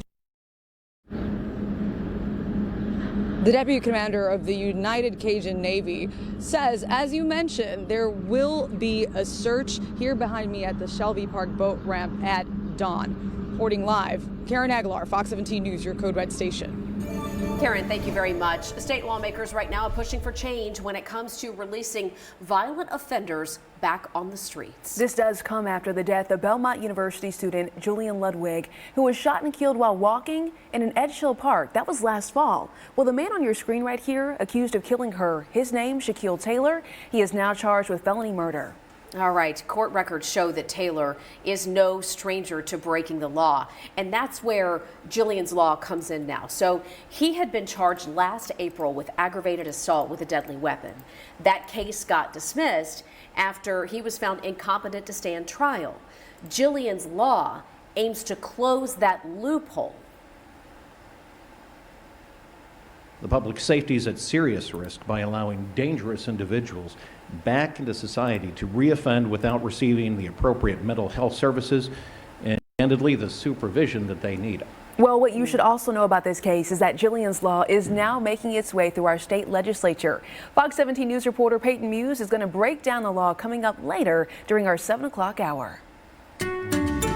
6:34, taking a look at your forecast, moving here on a Wednesday, and the three things to know getting us to the weekend: milder mornings. That is already settled in. We have temperatures right now that are in the 30s and 40s. We're still sitting close to 50 in Nashville. Way different than yesterday when we had wind chill values in the teens and 20s. Sunshine until later this week. Enjoy it. Get the shades out. You're good to go for today. That's your only accessory. Thursday and Friday. Next rainmaker moves in mainly after sunset on Friday, on Thursday into Friday. Friday itself, though, going to be fairly rainy morning, afternoon, and evening. Have the umbrella with you all day long. So we talk every day. Are we in a code red? Are we worried about code red weather for dangerous weather, dangerous cold? None of that. Just some rain for some Friday activities in the evening, so keep that in mind. If you do have plans later in the day, you will have to work through a few of those showers. 68 degrees later on this afternoon, 66 degrees your temperature tomorrow. Also Friday, that is the rainy day in the forecast. The only really significant rain chance until Tuesday of next week. The upcoming weekend, Friday, Saturday, and Sunday, looking very good. Once that rain wraps up, Saturday and Sunday, right near 70 both days. Steer clear traffic for you this morning. Let's get you to I-24 Waldron Road. That's where we've got reports of a crash out there. Have not seen it on our cameras. Doesn't mean it's not there. It just means we haven't seen it on the cameras. That's all. But it can still be there, causing big problems out there for you. And clearly something is, because the drive times in our cameras are not matching up with each other. Here's the crash right here. Is this it? This cannot be what's causing this massive backup there on I-24. Let's take a look at the drive time, because it's concerning. Are you ready? You ready? 85 minutes. How about that? Nearly an hour and a half right now from Murfreesboro into downtown Nashville. Leaving now, if you left Murfreesboro trying to get to Nashville, if you left now, you wouldn't get there till after 8 o'clock in the morning. So please keep that in mind as you get out and about this morning. Just about 6:37, and we do have some breaking news this morning. Metro dispatchers say one person was taken to the hospital after a Metro bus crashed. So right now we're showing you some video and a live look from the intersection of South 1st and Woodland Streets. All right, this is near Nissan Stadium.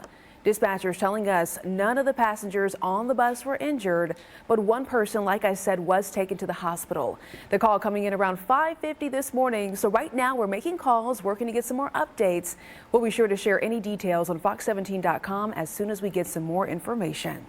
Erica, thank you. Making your way to Chattanooga could be a lot easier. The latest efforts to put an Amtrak bus stop there in the scenic city between Nashville and Atlanta. So we'll...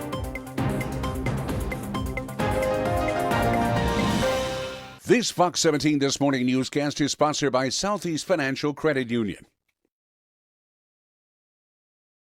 Welcome back to Fox 17 News This Morning. All right, let's talk planes, trains, and automobiles. Okay. You do that every day, but let's talk about trains. Specifically, Amtrak could be adding a stop between Atlanta and Nashville. Okay, so what's between Atlanta and Nashville? There's a large metropolitan area down there just off of I-24 known as Chattanooga. Already known for trains. So, true, the Chattanooga choo-choo, or it's a big part of what they do down there. Yeah. So they're in the process to make the city down there a rail corridor for a possible Chattanooga exit down there. Not exit, but stop, I guess you should say. And that whole thing did move forward last night. All right, so council and all the leaders down there seem to be on board with it. A lot more hurdles to have to go through to make it a reality. But just wanted to put that on your radar. It could be years down the road, but hey, if we could have a commuter train to connect Nashville and Atlanta right there through Chattanooga. May be very nice. It could be nicer than sitting in traffic sometimes going through Chattanooga. Thinking. Yeah. Because it's never fun, because you have to leave the state and you got to come back into the state. That's right. And then you get, it's scenic at the very least. It's pretty. It is, but the traffic. Yeah, it's, you get to enjoy it too much. Let's get to Greg. He's got to look at your weather forecast. Something a little more scenic, but a little less potentially annoying. Our downtown skyline looking beautiful this morning. We're getting the first few rays of daylight here. Sun rises for us officially in about 18 minutes from right now. And let's get back to not trains, but the automobiles part of it. Wash or wait? What are we going to do? Today's a yes. Tomorrow is a and Friday's a no. We have showers moving in late tomorrow into Friday. I would say that if you park outside or you're driving on Friday, wait until Saturday, and then you will be good to go. Not a problem at all trying to get that car washed. My curious question this morning: which member of the Beatles tied the knot and got married on this date in 1969. Which member of the Beatles tied the knot and got married on this date in 1969? John Lennon, Paul McCartney, George Harrison, or Ringo Starr? The answer coming up for you in the next check of the forecast, and you'll also meet your dog of the day. Clear, clear traffic out there for you this morning. I'm not even going to try to guess at that. I'm not up in the Beatles trivia like that. Let's go to I-24 Harding Place in Antioch. We are dealing with a bit of a slowdown in this area right now. My best advice to tell you, if you've got to leave Rutherford County going towards Metro Nashville right now, the earlier the better. Traffic is very congested right now. There are minor crashes along I-24. Nothing that we can see that's blocking lanes right now, but just know the last drive time check that we have from Murfreesboro to Nashville is around an hour and a half. So the sooner you could leave, if you know you have to make that drive, the better for those of you out there in Laverne and Smyrna. All right, word to the wise. 6:42 right now, and we are keeping a real close eye on a wild story unfolding off the coast of Japan, where a tanker has now capsized. We know people are confirmed dead. We'll tell you about the search efforts happening right now. You sound like Billy Joel. Tonight at 7 on Fox 17. Watch Fox 17 News at 9. Alerts, empowers, protects.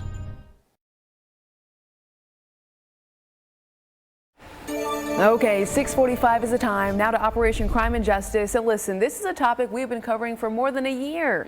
But still, Metro Police are reminding folks once again to lock their car doors because you need to secure those valuables, especially guns. Yeah, this year alone, we've had 171 guns stolen from cars in Nashville. 14 in just the last week. That's 2 guns a day.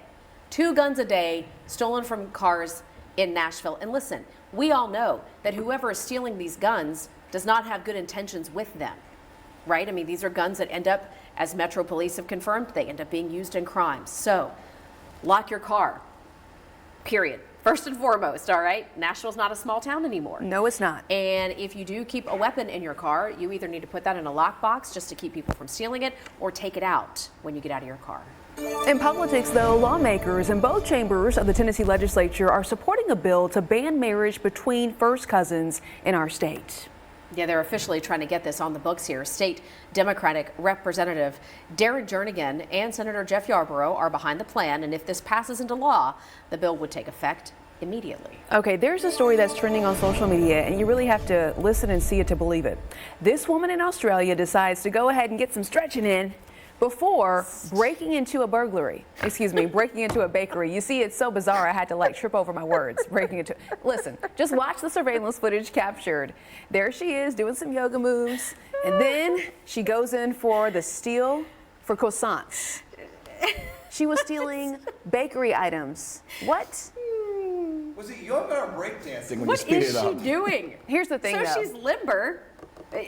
She was just warming up. The big thing about this story that really made us laugh, though, this morning is that they kind of made a joke of it. They showed the surveillance footage, and then they put the music of Mission Impossible. Dun, dun, dun, dun, dun, dun, dun, dun, yeah. dun. Yes. 44 years old. Get a little vinyasa in before you.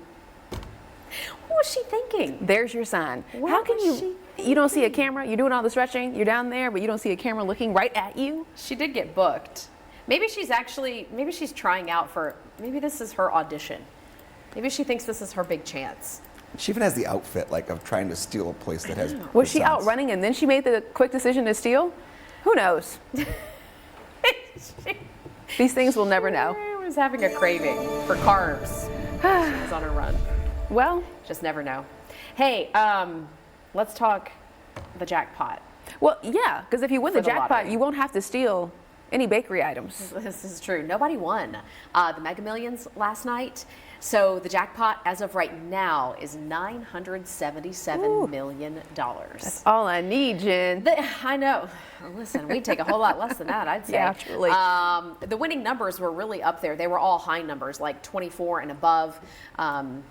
Nobody won the big jackpot, but we did have several people that won $1 million because they matched some of the numbers. I always say we should go in and get a ticket, and then we never do. Yeah, you can't we really win. should. You can't win if you don't play. Well, Okay. Also, the odds are just astronomical. Stacked up against us, but you never know, because it's always the smaller outlying communities with those places, the gas stations where you buy them. That's it. I'm going to Waverly to buy a lottery ticket. You never today. know. And listen, I will take $1 million. Maybe I'll go to Adams. I'll take $20. I'm just saying. Let's check in now with our I might go to Christiana and buy a lottery ticket today. The most I've ever won was $50, and I was happy. Yeah. I've never won anything. I mean, a couple scratchers here, they're like a little $1 or $2 here, you know, never that. But you're right. The odds are terrible if you play, but they're zero if you don't. That's right. That's right. I mean, $1, $2 quick pick. You never know what's going to happen. All right, so I have my curious question for you here. Okay. This has to do with this specific date, March 20th. Which member of the Beatles got married on this date back in 1969? John Lennon, Paul McCartney, George Harrison, or Ringo Starr? B. You go with B? You're giving us the answer not yet, though, I'm right? giving it right now. Oh, you are giving us the answer right now. Make your guess right now, Jen. I feel like one of them never got married. At least one of them never got married. Is that true? I cannot disclose that information. Okay. This is not 50-50. This is just a random guess. I'm going to guess D. You were both wrong. John Lennon married Yoko Ono. Think of the timeline, 1969. Beatles start to break up, all that. Okay. Yeah, so there you go, March 20th. That was the date. Taking a look here.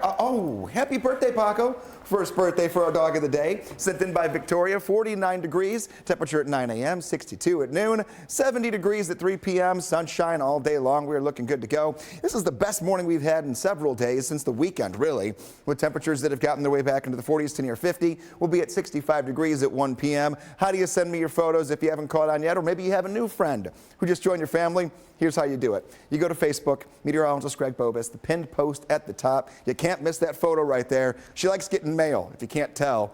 Your mail comes directly to me, and then that's how you see your friends right here on Fox 17 News this morning. 68 degrees this afternoon, 66 tomorrow. We'll have a brand new look at Future Track for you in about 10 minutes as we go into our 7 o'clock half hour. That will include rain for Thursday into Friday, and have tweak timing about an hour or two when it moves in, but that could mean a lot for your plans going in toward the weekend. Weather Window, presented by the National Weather Desk. We see the power of tornadoes as several Ohio communities continue cleanup after a deadly spate of twisters last week. But a gust of wind flipped over this small airplane in Maine Tuesday afternoon. Fortunately, no one was inside the aircraft. And spring is officially underway, but the night before was frosty across the south, with sunrise, melting, and evaporation were in motion.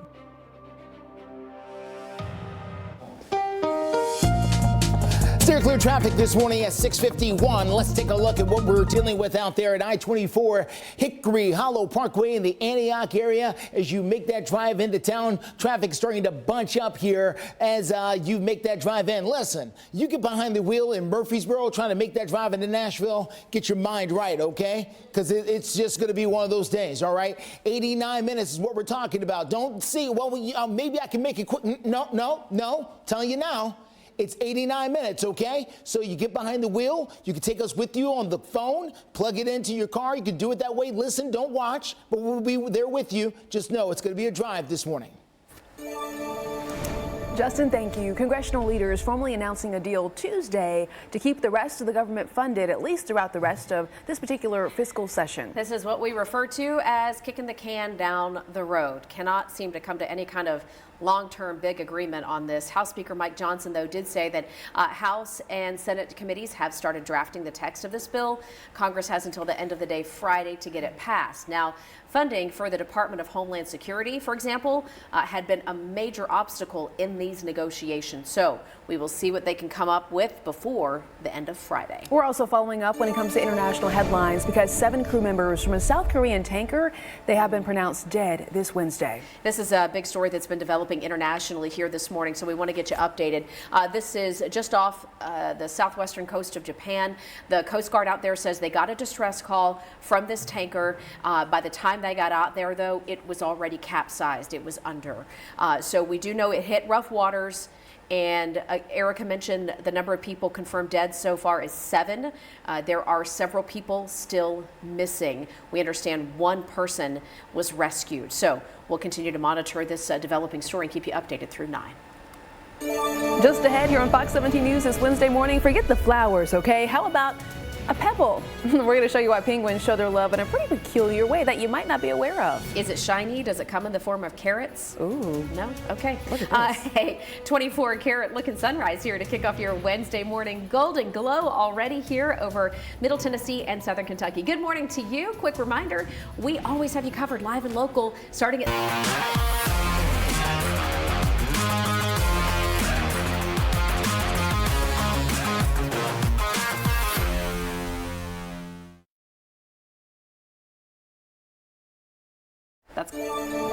Welcome back to Fox 17 News this morning. Hey, take a look at this. Kind of a sweet story to kick off your Wednesday morning. Did you know that in the wild even, when penguins are trying to find the perfect mate, they may not give that mate a diamond, but they do give them pebbles. They look for rocks, shiny, pretty rocks to give a prospective spouse. So it's mating season at the zoo. So we're showing you some video about how the mates show their interest in building a nest with them the best way they know how. Like Jen said, they gift each other the perfect pebbles. And what's cute here is that the Detroit Zoo zookeepers not only put out rocks to to the penguins so that they could try to pick their best mates in the nest, but they also got kids involved at the zoo. They let kids paint rocks. So they gave them little painting kits, and then the kids had fun creating their own little artwork on the rocks, and then the penguins chose from those, and that's why you see all those really colorful rocks out there. So just a little bit of fun if you've got the kids watching this morning, something that might be of interest to you, and maybe the next time you're at the zoo, ask about it. Even around here. Kind of fun. Well, 5 generations of one Canadian family coming together to celebrate their newest edition, and really you have to see this video. It's such a sweet story. It's really heartwarming. When is the last time you could say that you saw 5 generations of a family together? Well, 102-year-old Josephine Campanella is in a hospital. She's receiving care. Well, she realized that her great-granddaughter was in labor at the same hospital, and that is what has led to this incredible moment. Oh my goodness. On Friday, Josephine met her great-great-granddaughter, got this just priceless video. Macy Josephine Heller was named in honor of her great-great-grandmother. And wow, just what a story they're going to be able to share for generations to come. Precious, precious moments. Gosh, life moves by so quickly, and to be able to capture that is really cool. And there's always that old saying, how you used to just take a picture, but you couldn't take 100 at once on your phone and go through all of them. How special it is to have a picture, but you have that kind of picture. There you go. Take a look at the weekend planner here. Get some photos this weekend of whatever makes you feel good, because this weekend's going to be fantastic. 69 degrees for your Saturday, 70 degrees on Sunday. Beautiful afternoons. You really can't get much better. We're not going to have humidity. Don't worry about any rain or a breeze. We're just looking good. A couple of clouds out there. I call these clouds for curb appeal. They're the ones you look up at, and they're kind of a little bit fluffy, a little bit white with the sunshine up there. That's pretty much all we have to deal with here. You can get the Fox 17 Code Red Weather app just by scanning that QR code. You go to the App Store. That gives you the radar, our hour-by-hour forecast, the 7-day forecast. Speaking about hour by hour, we've got a new look at Thursday into Friday. A little bit is better, and a little bit might mess with a few of your plans that we didn't even see coming your way about an hour ago. Brand new updates going into our 7 o'clock half hour. Greg, thank you very much. Steer clear traffic. We've been giving you the warning for about the last 30 minutes or so. If you are commuting this morning on I-24, we have several slow zones, including this one, I-24 at the I-65 junction. We've also got backups on I-24 coming in this morning from Smyrna and Laverne, even Murfreesboro. So you're looking at the backup at the I-24, I-65 merge point coming in north of downtown. As you approach downtown, we'll get another check of steer clear traffic and let you know how the rest of your morning commute is shaping up. We also want to mention that Sinclair cares, okay? Nearly 2/3 of 4th graders in the U.S. struggle to read at grade level. That's why Fox 17 and our parent company, Sinclair Broadcasting, we are partnering with Reading is Fundamental. To go ahead and support this cause, go ahead and scan the QR code on your screen to donate to our virtual book drive.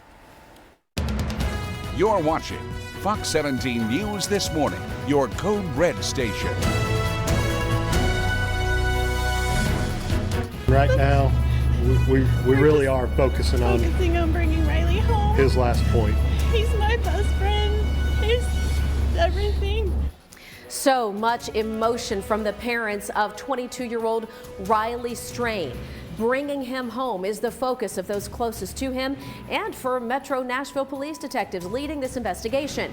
We've got the newest updates in the next 2 hours in the search for Riley Strain. And a missing Clarksville man has been found safe. What investigators are revealing so far this morning. Waking up this morning way warmer than yesterday by about 15 to 20 degrees, but I am tracking a new timeline for rain by the end of the week. That's straight away in your Code Red forecast. First full day of spring. Thank you so much for waking up with us here on a busy Fox 17 News Wednesday morning. I'm Erica Glover. And I'm Jennifer Waddell. Glad to be your live local news source, always here for you through 9 a.m. Getting started right now, new this hour with our top story. Yes, so we do understand the update and search for a missing person going on for more than a week is over. 53-year-old Sean Beery was reported missing out of Clarksville.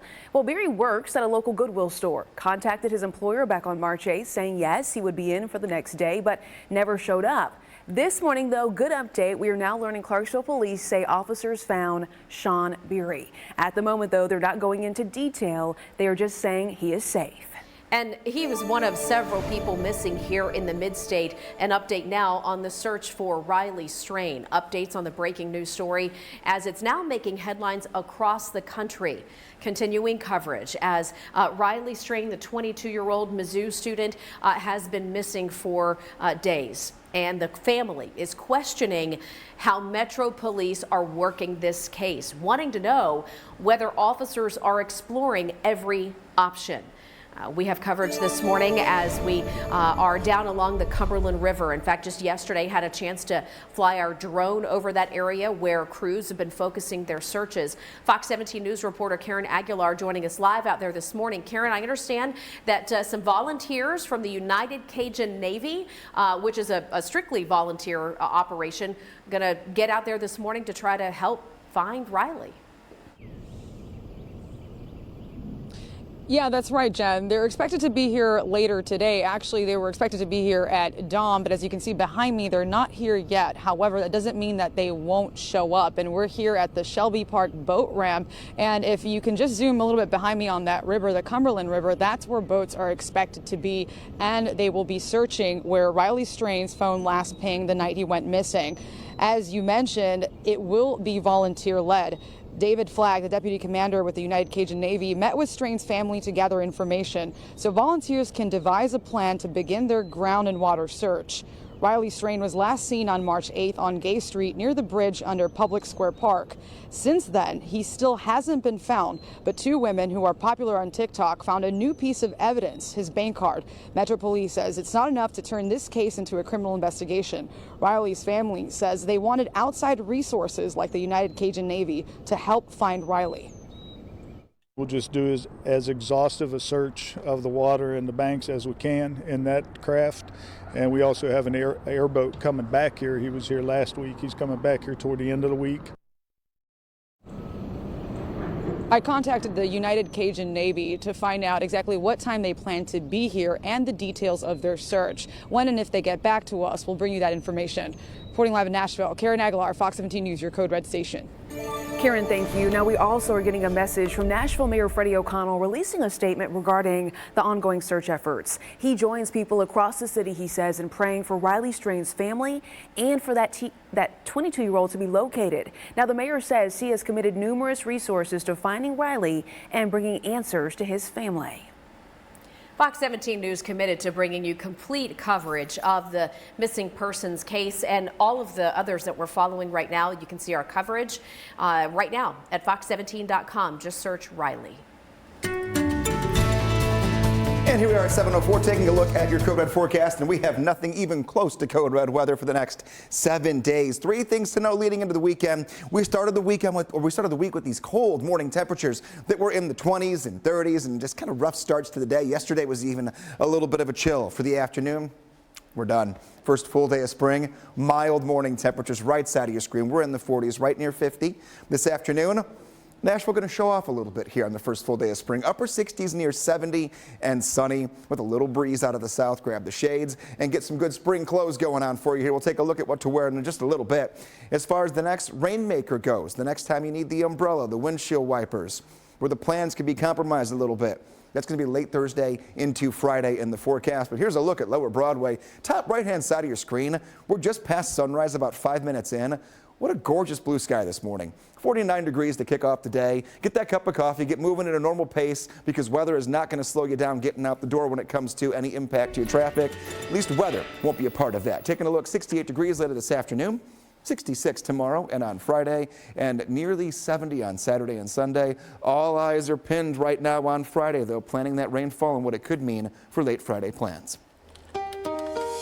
Steer clear traffic for you this morning. Let's get you to I-24 at Hickory Hollow Parkway in from the Antioch area. Things have been incredibly slow in several spots up and down I-24 there this morning. The biggest problems have just been congestion, some minor, and I mean minor crashes here and there, but nothing that would warrant an hour-and-a-half drive time. But that's exactly what we are seeing in some parts of I-24 from Murfreesboro to Nashville. Let's show you this drive on the north side, I-24 65 junction there on the north side. This is 24 on this side, 65 on this side. They come together and their powers combined lead to slow traffic this morning. Here is the drive times coming down this morning. 45 minutes down from Hendersonville this morning, 89 from Murfreesboro. That's an hour-and-a-half drive I was just talking about. Franklin just getting started with their rush hour, 26 minutes on that drive coming in from Williamson County. Well, coming up right here on Fox 17 News this morning, the Rutherford County school system is now reviewing their policy when it comes to the investigation of sexual harassment between students.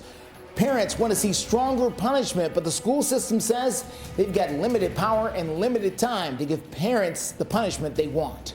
And still in the hearts and minds of so many, we have not forgotten about 15.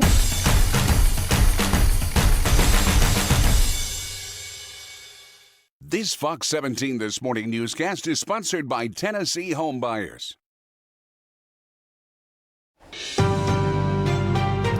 7:09 is the time, and new this morning. What should happen to a middle school or high school student who touches another student improperly? Now, the school system says they have the power to investigate claims of sexual harassment, but it can take a little while just to launch that investigation, and that can frustrate parents. So this is what happens in Rutherford County, for example, after a little boy touches a little girl and it gets reported. I need to talk to little Bobby. I need to ask Bobby, Bobby, what's been going on? How do you interact with your friends? What's been going on with Susie? You may or may not know what's been going on with Susie.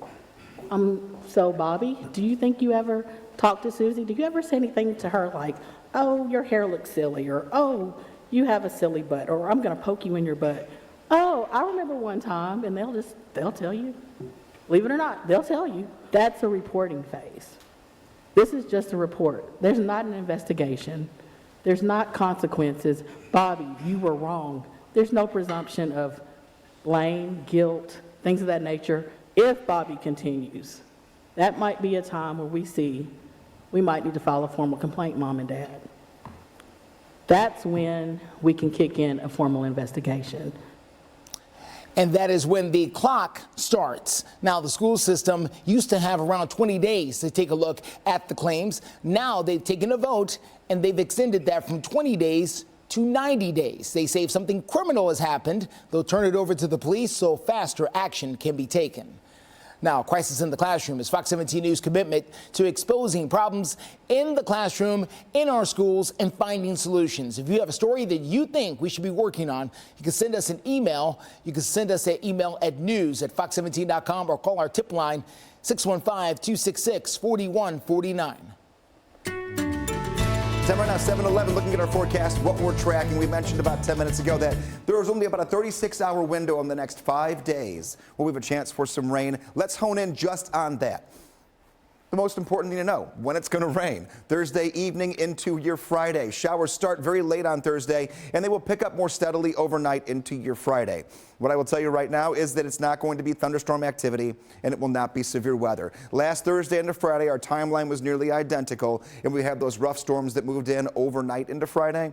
Not the case. You'll want the umbrella for Friday itself, though. Rain will linger a little bit more in toward the afternoon and evening. Could hamper plans just a little bit. Wednesday, today, spring clothes, sunglasses, you're good to go. Here is Thursday. We'll stop it at 4 p.m. Rain going to start to the south and then going to lift from 4 p.m. through 10 o'clock. Tiny little hit and miss showers. A lot of us don't see any rain that entire evening. In the overnight, a few scattered rain showers as well. But by 7 a.m. going into the afternoon, rain gets a little more consistent, a little more moderate at times, being a little bit heavier, and it'll last a little bit longer. And this is when we could see 1 or 2 downpours going into the afternoon and evening. Make sure you've got your umbrella if you have plans any point of Friday. Well, up next on Fox 17 News this morning, we've got the very latest on your steer clear traffic on a slow go on I-24 coming in from Antioch. Plus, a security guard patrolling a parking lot loses his life. We've got the very latest on the arrest after a shooting at the lounge in Murfreesboro and the teenager that's now behind bars. Plus, they're looking for more suspects. Plus, we are talking about making a difference in your community. During the Nissan Thrill of the Drive sales event at Matthews Nissan in Clarksville. Up to $9,500 off the MSRP on a new Armada. Plus, get a lifetime warranty. MatthewsNissan.com. Just about 7:16, and it has been a few weeks since the groundbreaking ceremony over at the old Nissan Stadium for what's to come. Yeah, the new stadium going in right there in the parking lot. That is hard to believe every time we check in that there are going to be 2 things going on at one time. Yes, that's right, because the current Nissan Stadium will stand while the new one is under construction. But we do have a lot of closures, as you might imagine, as a result. So parking lots around the current Nissan Stadium will be closed while they work on all this. They're encouraging people to use, if you got to get to Nissan Stadium for anything. Maybe it's a concert, maybe it's a race. You know, they do things like Tough Mudders and whatnot over there. So use the scooters, walk, use the WeGo bus. Call a rideshare, have somebody drop you off, or listen, park somewhere else and just, you know, find a way over. So the brand new enclosed stadium expected to be complete by 2027.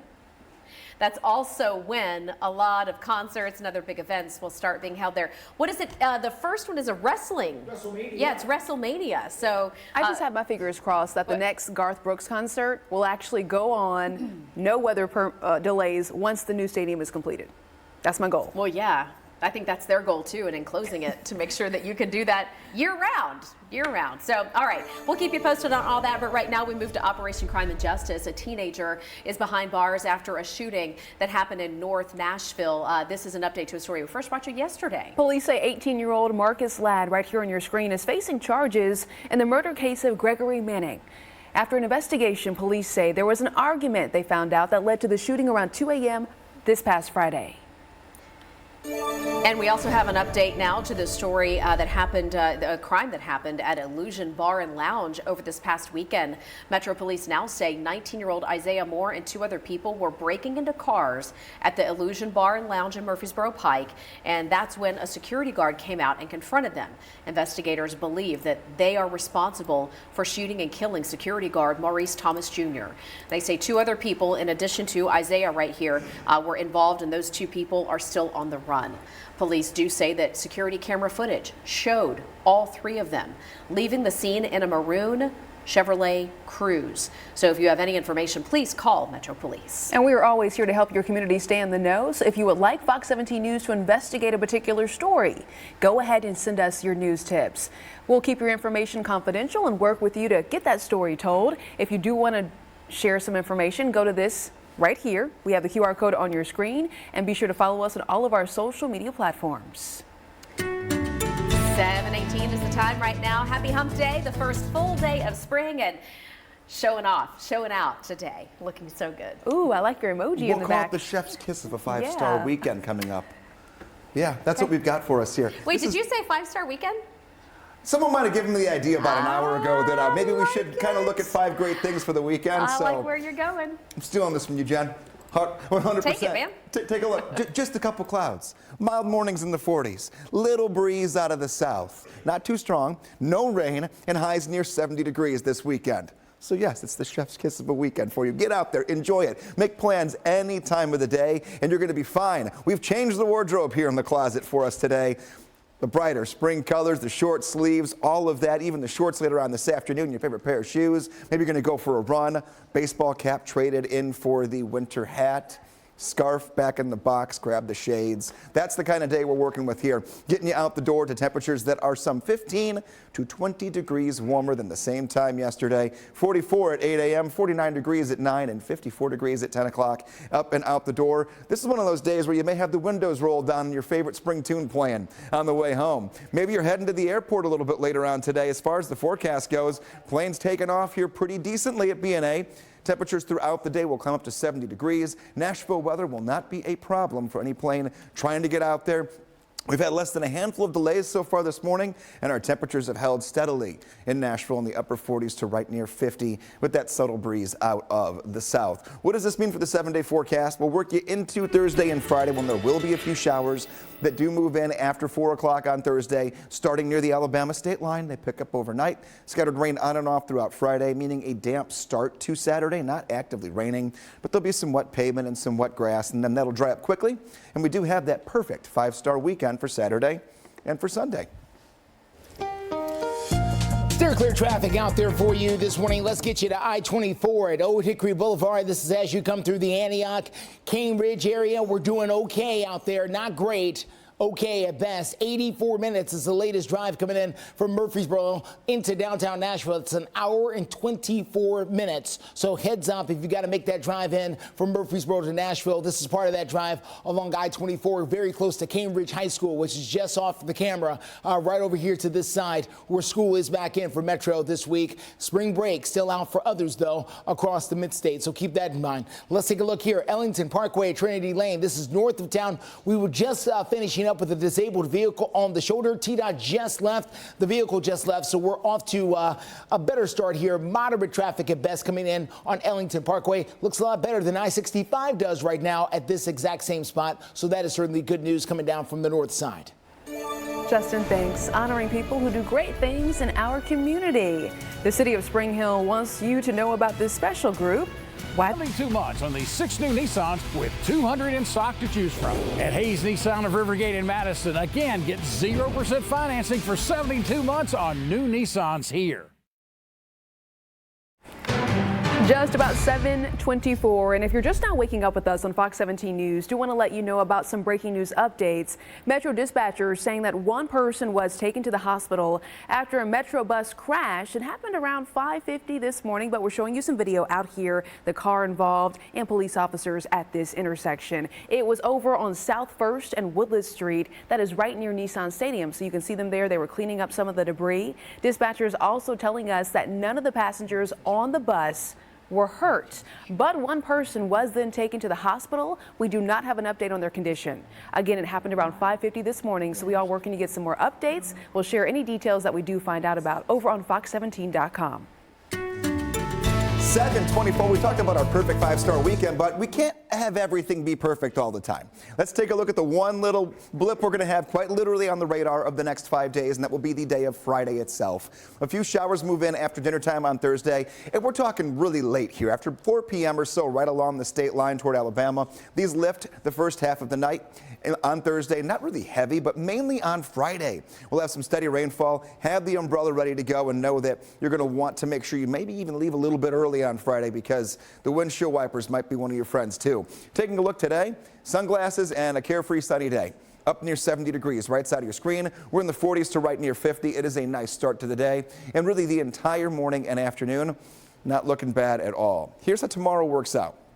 By 10 p.m., rain really begins to overspread a little bit more. Those little pop-up showers that'll be on the radar. Here's 7 a.m. for your Friday. Here's the afternoon on Friday. Rain getting a little more prevalent throughout the day. Not worried about severe weather or thunderstorms, but some steady, light to moderate rainfall in pockets from morning, afternoon, straight through the evening on Friday.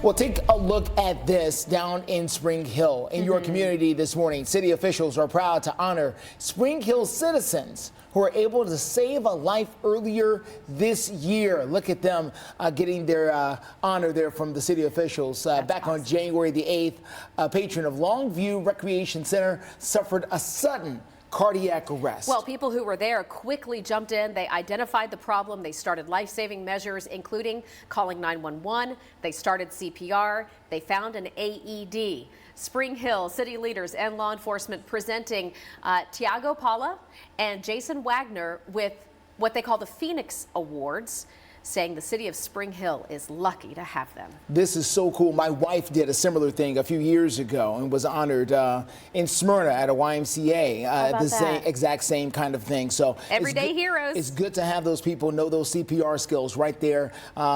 Everyday people walking around. Promotional consideration for this program provided by Ponce Law. They could definitely be nominated for our Hometown Heroes segment, right? This is the 3 years now that we've been doing Hometown Heroes, where we find and award local folks doing extraordinary things $1,000. We teamed up with Ponce Law to do it, and we are still looking for your nominations. Now, this could be just about anybody, including the people right there who were on the screen a short time ago, or a first responder, frontline worker, coach, a pastor, anybody you know that's doing great things in your community. What you want to do is nominate the Hometown Hero by going to the website poncelaw.com/hometown hero, and there you can nominate your hero each month.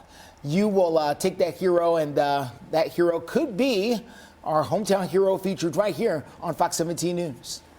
Promotional consideration for this program provided by Ponce Law. 724, it's a slow go on I-24 coming through Rutherford County. There's no major crashes. It's just really slow. I'll try to explain all this coming up in a few. And still to come on Fox 17 News this morning, taking a closer look at the plan to... This city's cultural adventures will leave you spellbound. Plan your trip at charlottesgotalot.com.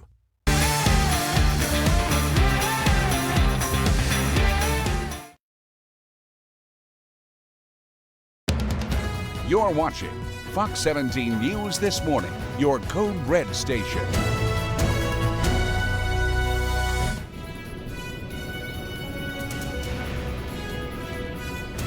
Coming up, we have the latest on the search for 22-year-old Riley Strain, who's been missing for over a week now. The United Cajun Navy stepping in. We're waking up much warmer than yesterday, and we're settling into a spring pattern, but with spring comes spring showers. We'll track one chance for rain before your weekend in your Code Red forecast. Steer clear traffic on I-24 at Old Hickory Boulevard in Antioch.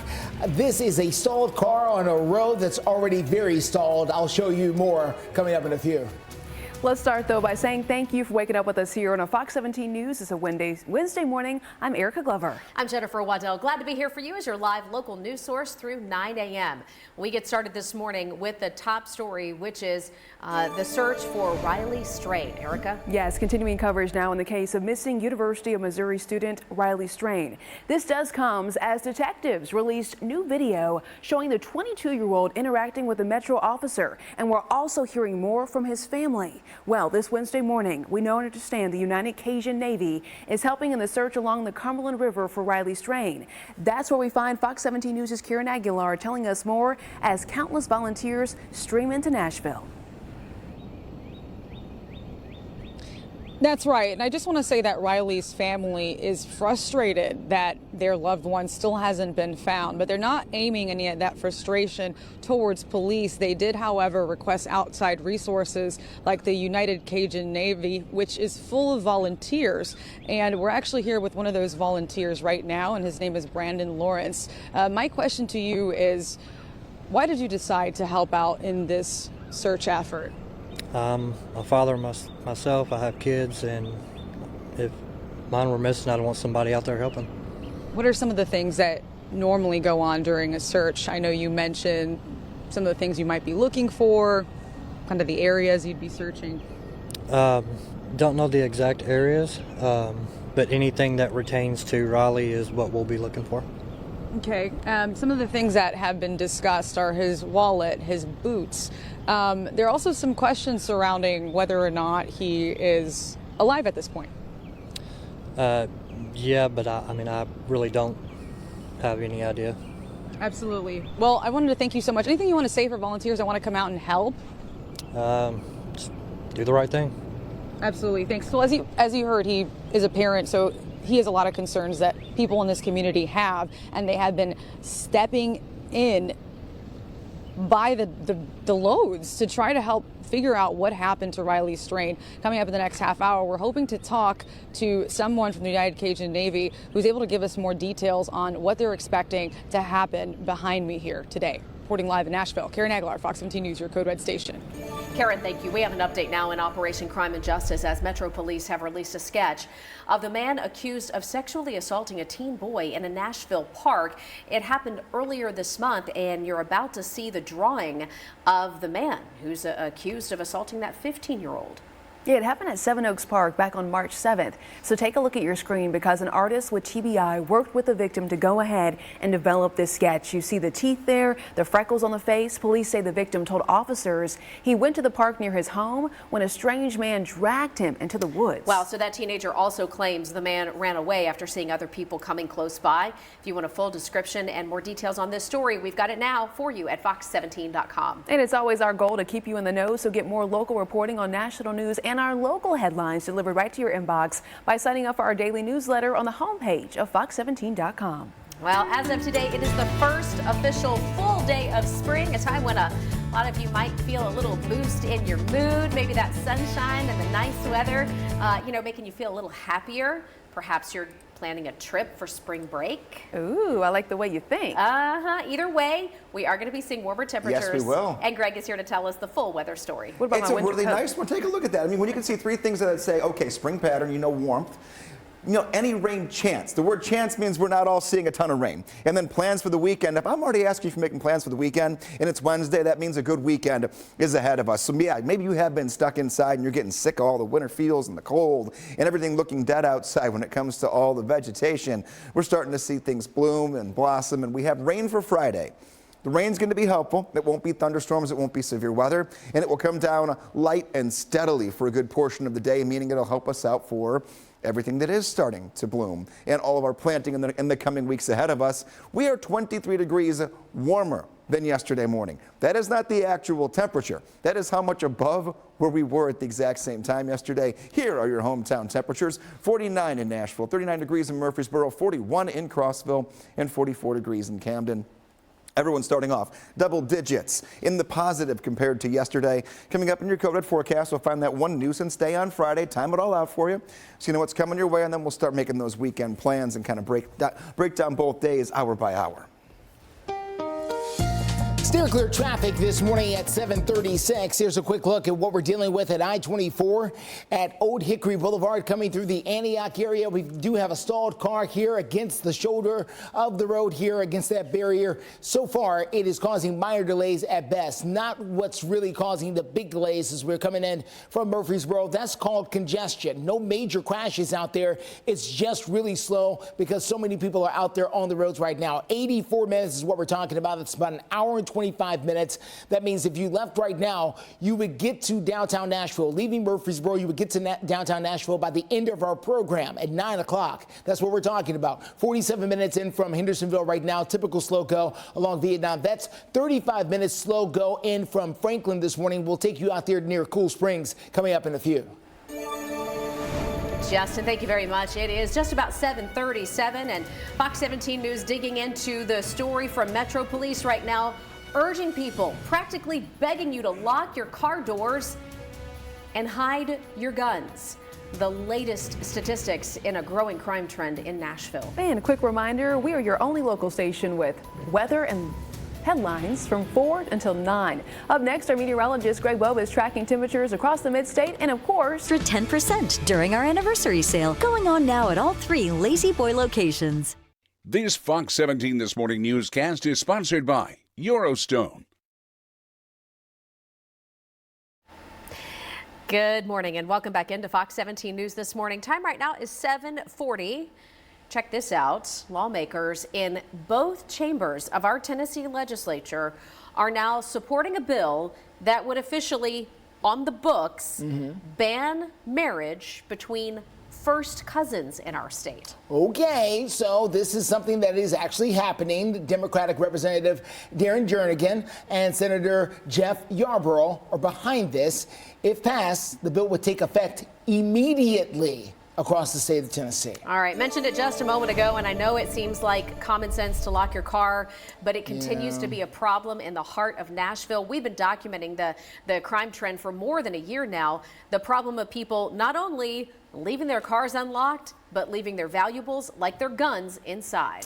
This year alone, we're just in March, by the way, There's been 171 guns that have been stolen from Nashville cars. 14 guns were stolen from cars just last week alone. Now, Metro Police say that the cars are easy targets because many of them have their keys left inside of them. And they are easy targets out there for thieves. Justin tells you about the traffic out on the highways and byways every morning, but we do want to give you an update and a heads up from the Nashville Department of Transportation this morning as they're announcing some road closures. So we're talking, and we've got it mapped out here on your screen, so hang with us here as we work around this. We've got First Avenue South that will be closed between Korean Veterans Boulevard and Malloy Street. That's today. This is right over by Ascend Amphitheater. Okay, so that's the Four Seasons. Yeah, that brand new hotel. So that's closed for construction today. And then Korean Veterans Boulevard east of First will be reduced to just one inbound and two outbound lanes. So they're going to have lane reductions there along Korean Veterans Boulevard. And they will have detours set up, not just for you if you're driving, but also for folks who are biking or walking around that area near Ascend Amphitheater. In short, pay attention. That's right. Pay attention. All right, let's take a quick look. Steer clear traffic out there. 65 at Boers Lane out there in the Franklin area. We're doing actually a little bit better than what we saw a few moments ago here. Traffic was very, very heavy. We're looking a little bit lighter as you make your way in from Williamson County. The biggest problem has been on I-24 coming in from the Antioch area from Rutherford County. We got a stalled vehicle, but this traffic that you're seeing built up here has nothing to do with that stall. This is just congestion galore out there. We will try to tell you more about this coming up in a few. Tight squeeze. Real tight squeeze. Yeah. Hey, 7:43 is the time right now. Live look into downtown Nashville. Greg will join us again in about 5 minutes to explain why we could have a 5-star weekend on tap. The public safety is at serious risk by allowing dangerous individuals back into society to reoffend without receiving the appropriate mental health services and, candidly, the supervision that they need. Well, named in the honor of Jillian Ludwig. It's Jillian's Law. It's passed a Senate committee and is now moving forward. We've got the latest.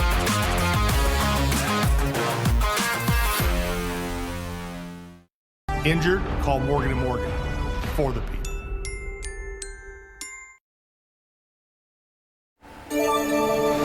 I wish we could have done this 5 years ago. It's a very small population. These are violent offenders that are incompetent to stand trial. They should not be released. The man accused of killing a Belmont University freshman, her photo right behind us, that happened last fall, is now facing murder charges. Yeah, court records show that he had a history of violence and mental health issues, and a lot of folks were arguing he should have never been back on the streets again. Well, now we have state lawmakers pushing to make sure potentially dangerous people stay off the streets. Fox 17 News' Peyton Muse is joining us live at the Capitol with how they're moving forward. Hi there, Peyton. Hi, Jen and Erica. So lawmakers are pushing to make a change through our state's Capitol building, and there's a law that's making its way through the legislature that's in honor of the Belmont University student Jillian Ludwig. In November, Jillian Ludwig, a freshman at Belmont University, died after she was shot while walking in an Edge Hill park. Shaquille Taylor originally faced charges of aggravated assault, and now the 29-year-old is facing a felony murder charge. Court records show Taylor is no stranger to breaking the law. Was a repeat violent offender prosecuted in April for aggravated assault with a deadly weapon. The case was dismissed after 3 court-appointed physicians testified he was incompetent to stand trial and was released from custody. Jillian's Law aims to close this loophole. The public safety is at serious risk by allowing dangerous individuals back into society to reoffend without receiving the appropriate mental health services and, candidly, the supervision that they need. Mental health advocates say they agree with keeping the public safe and tragedies like Jillian Ludwig's from happening again. The group feels there's unintended consequences with this bill. Bed capacity and staffing issues associated with an influx in involuntary commitments and the lack of funding for mandatory outpatient services, without which Tennesseans may face indefinite involuntary commitment under the language of the bill. Senator John Lundberg is one of the bill's sponsors. He says this bill does 3 separate things for violent, very violent offenses. 1. Someone who is deemed incompetent to stand trial must be involuntarily committed until the person is competent to stand trial, or if it cannot be restored. Second, if someone is incompetent to stand trial, it is under the presumption that the defendant is likely to cause serious harm. And third, anyone deemed incompetent to stand trial will be entered into the FBI's National Criminal Background System. And again, this law is making its way through the legislature, and we'll be sure to keep you guys updated on how this plays out as it progresses. Right now, we do know that it is going to the Finance Committee for both the Senate and the House. Reporting live at the Capitol, Peyton Muse, Fox 17 News, your Code Red station.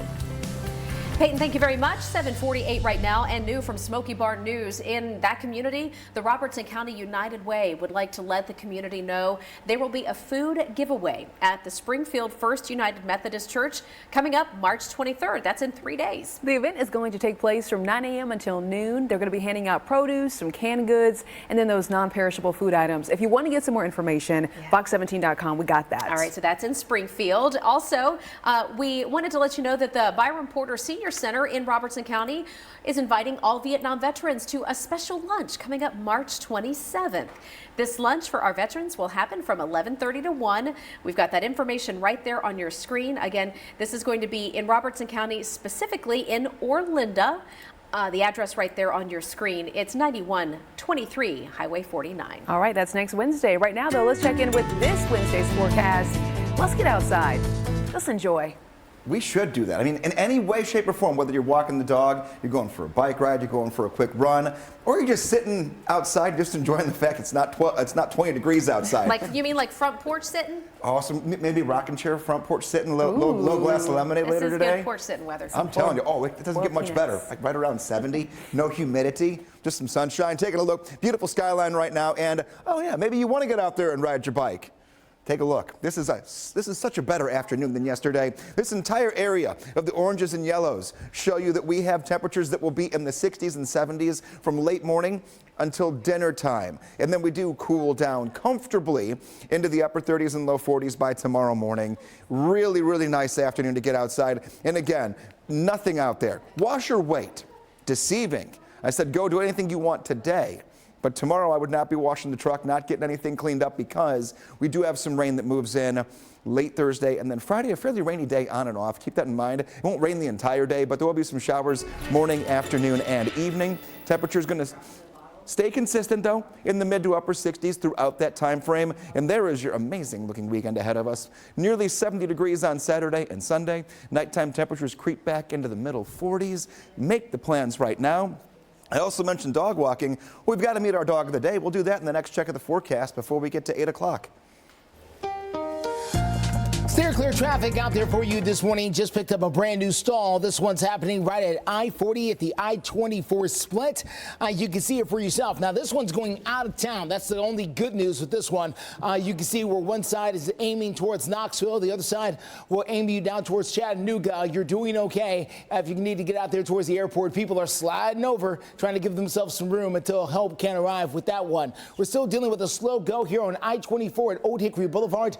I have seen T-Dot come and go with this particular car right here. They're waiting on some help from somewhere else, but nothing that T-Dot can do to help them. So that car will continue to sit there for a while. Your drive times look like this, and we just updated them a few seconds ago. 79 minutes now coming out of Murfreesboro. That's much better than the 90 minutes that we saw earlier this morning. So that time's starting to come down, and it will continue to drop coming up here through our 8 o'clock hour. 48 minutes coming in from Mount Juliet, 47 minutes down from Hendersonville this morning.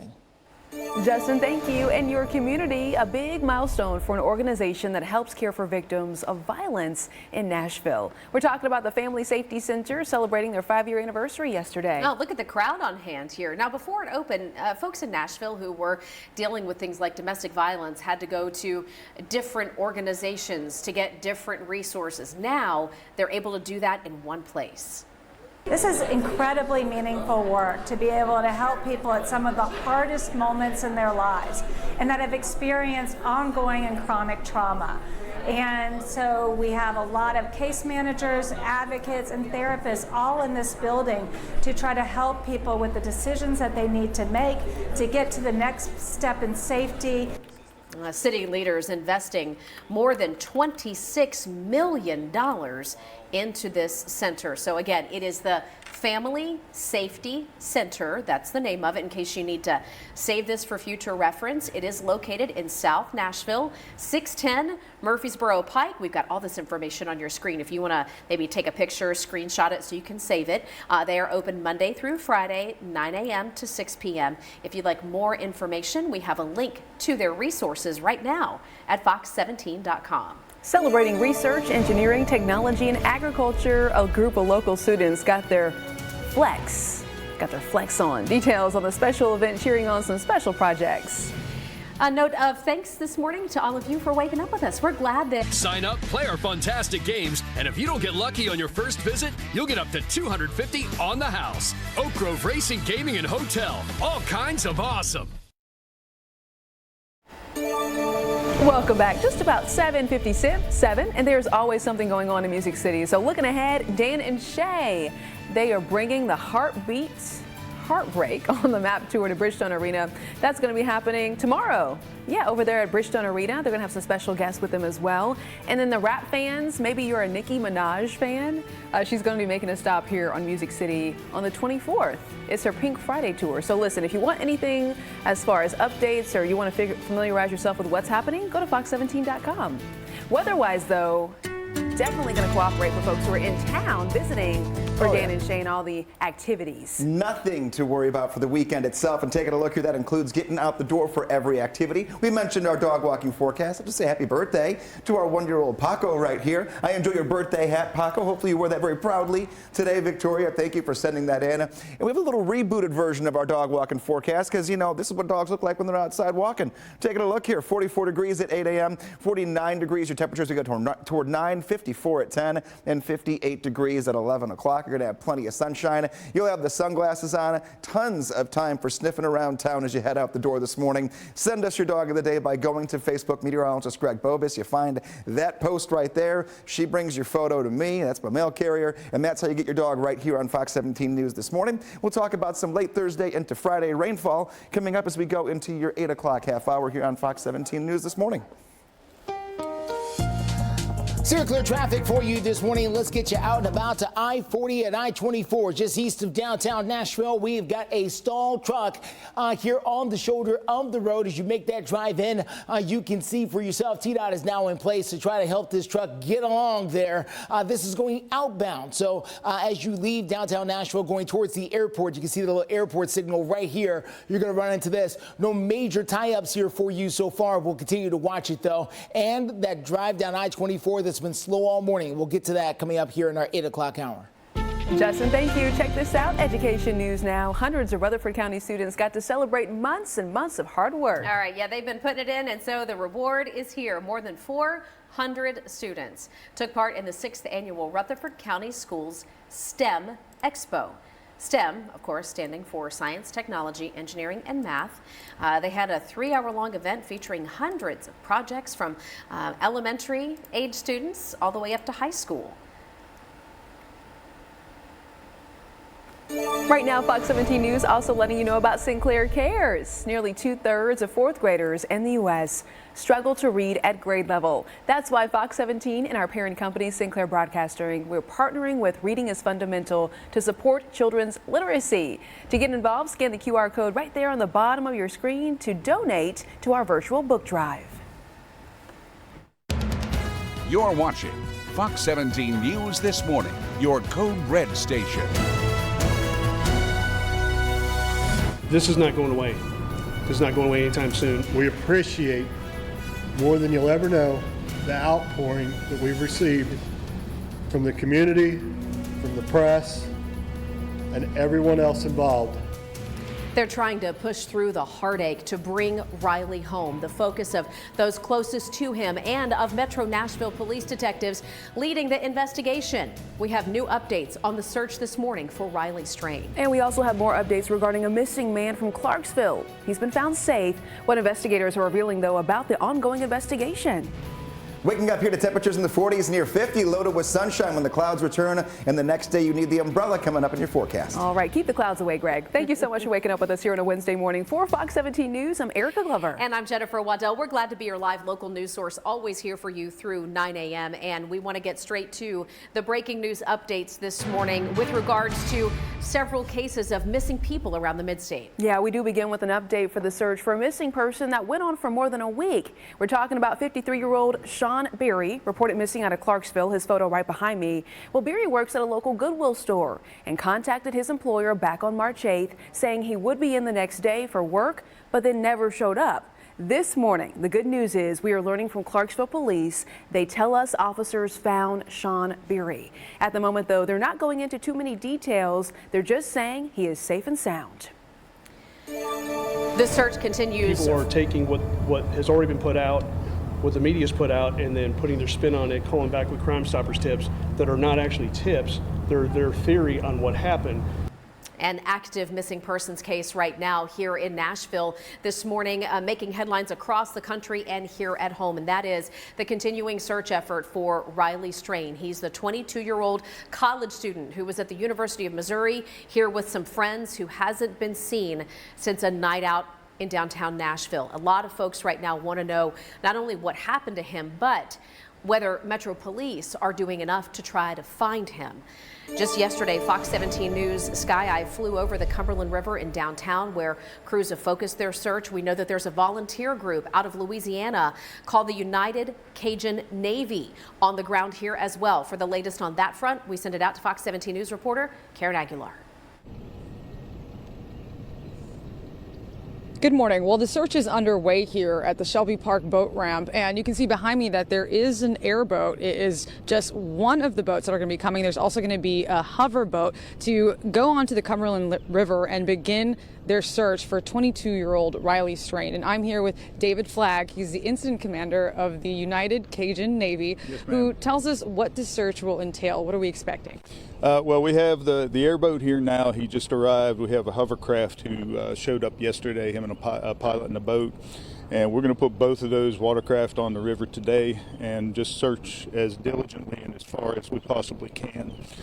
This airboat also has significant night capabilities, a lot of different types of lighting that will illuminate the water.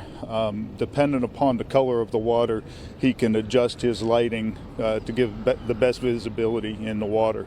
He also has some side scanning sonar in there, which is going to be helpful. And then we also have a team of bloodhounds coming up here from South Mississippi, and they'll be here at some point today, I think about 6 handlers and 5 dogs. So at some point we'll have them on the water as well. Might not be today, might be tonight or tomorrow before we do that. Okay, and then you've been hearing that the public wants to help as well in this search. I know quickly you wanted to talk about what you're advising them not to do. Yes, ma'am. You know, we certainly very much appreciate, everybody's willingness to step in and help. I am really trying to discourage folks from just showing up, and especially discourage them from going onto the riverbank over there at the point where Riley disappeared. I was on that bank yesterday, and it is absolutely treacherous. Absolutely. Well, thank you so much, David. I really appreciate it. We'll be hearing more from David in the next half hour, along with potentially trying to get some of those questions answered that you mentioned, Jen. Reporting live in Nashville, Karen Aguilar, Fox 17 News, your Code Red station. Karen, thank you. Nashville Mayor Freddie O'Connell also releasing a statement regarding this case. He says he's joining people across the city in praying for Riley Strain's family and for him to be located. Now, the mayor says he has committed numerous resources to finding Riley Strain and bringing answers to his family. Fox 17 News committed to bringing you complete coverage of this case, along with all of the other stories that we've been following of missing people in the mid-state, including Sebastian Rogers. We have not forgotten about that story either. We still continue to ask questions about his whereabouts. So you can watch all of our coverage in one place right now. Just head to fox17.com. Forecast here at 8:05, taking a look at an almost carefree forecast when it comes to the weather. Nothing slowing us down today, but much milder start to the day. No winter coats. This afternoon we'll be up near 70 degrees and sunshine has taken over again. That's the case until about midday tomorrow. And then some clouds move into the forecast, and by the end of your Thursday, a few showers begin to make their way into Middle Tennessee and eventually southern Kentucky by Friday morning. Taking a look here, our forecast starting us off at 48 degrees. We barely even got that warm through lunchtime yesterday, so you know when you're off to a better start and there's no aggressive weather coming in or no wind, we likely get better thanks to the sun. That is the case. We're at 41 right now in Cookeville, 38 in Lebanon, and we're at 42 degrees in Murfreesboro. Everyone around 12 to 18 degrees warmer than the same time yesterday. We had that freeze warning in a few places yesterday, none of that today. Sunrise was right around 7 o'clock this morning. Sun sets right around 7 o'clock later tonight. This is one of the first days we've seen the sun set before 7 p.m. And at April 1st, 7:09, May 1st, 7:35. Forecast all 7 days at or above the 60-degree mark. 68 today. A pair of 66-degree days for Thursday and Friday leading toward our weekend. The next thing we'll talk about in about 5 minutes is that hour-by-hour breakdown of the rain that will move in by the end of Thursday and take over a good portion of Friday. Steer clear traffic this morning. A couple of stops to take you on. Let's get you over to I-40 at the I-24 junction just east of downtown near the Arlington Avenue exit or overpass here. TDOT in position. Now Metro Police are there as well, dealing with a tractor trailer that became disabled there. Looks like they've done all they can do for them, so they've left the scene now. Hopefully they can get it moved out of the way. It was sitting on the other side of the road a short time ago, so they were able to get it up and going enough to move it from one side of the road to the other. This is going outbound, everyone, so please keep that in mind as you get out and about there this morning, coming in and headed towards I-40 and I-24 at the split. Let's show you the latest drive times here. 47 minutes coming in from Hendersonville, a slow go there. Rutherford County, Murfreesboro to Nashville, 77 minutes right now. It was at 90 minutes earlier in the morning. Well, Rutherford County school officials are reviewing their policy about sexual harassment between students. Parents want to see stronger punishment, but the school system says they've got limited power. I'll explain. And still in the hearts and minds of so many, we have not forgotten about 15-year-old Sebastian. Some did it, some not, but all with big savings. Town and Country Ford in Madison. This Fox 17 This Morning newscast is sponsored by U.S. Pest Protection.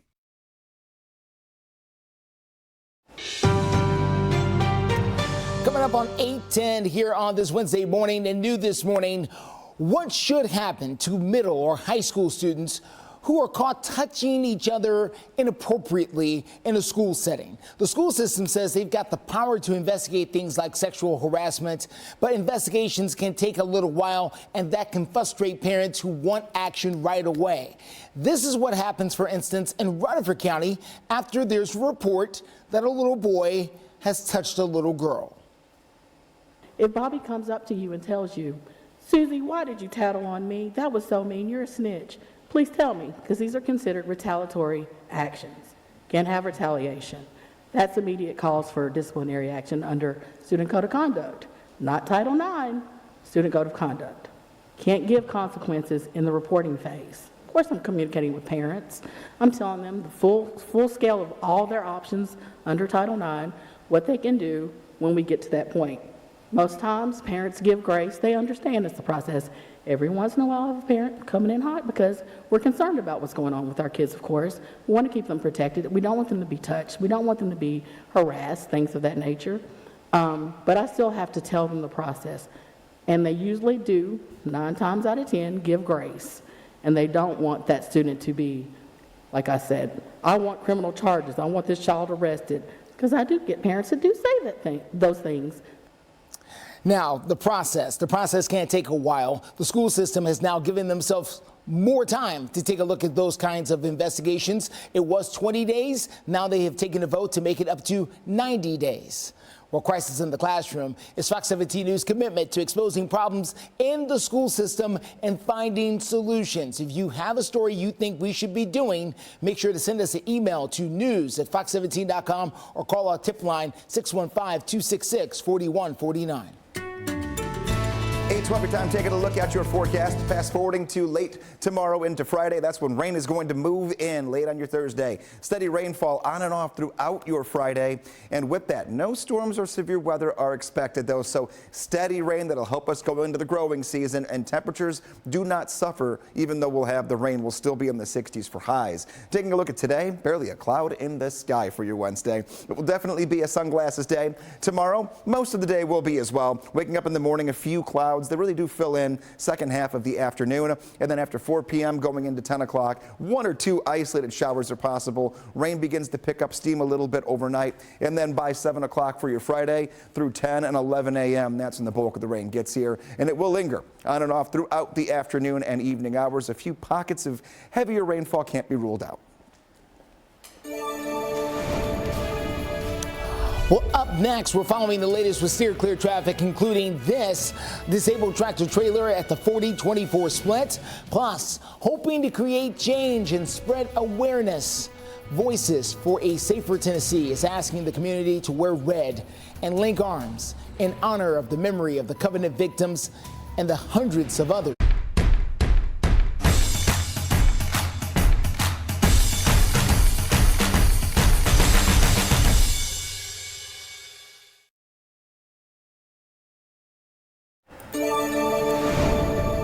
Pushing for Change, Voices for a Safer Tennessee is a nonpartisan coalition dedicated to prioritizing firearm safety. So this is a group that is asking people to wear red and link arms to honor the memory of the Covenant victims and other lives lost over the last year. Joining us this morning is the co-founder of Voices for a Safer Tennessee, Nicole Floyd-Smith. Good morning.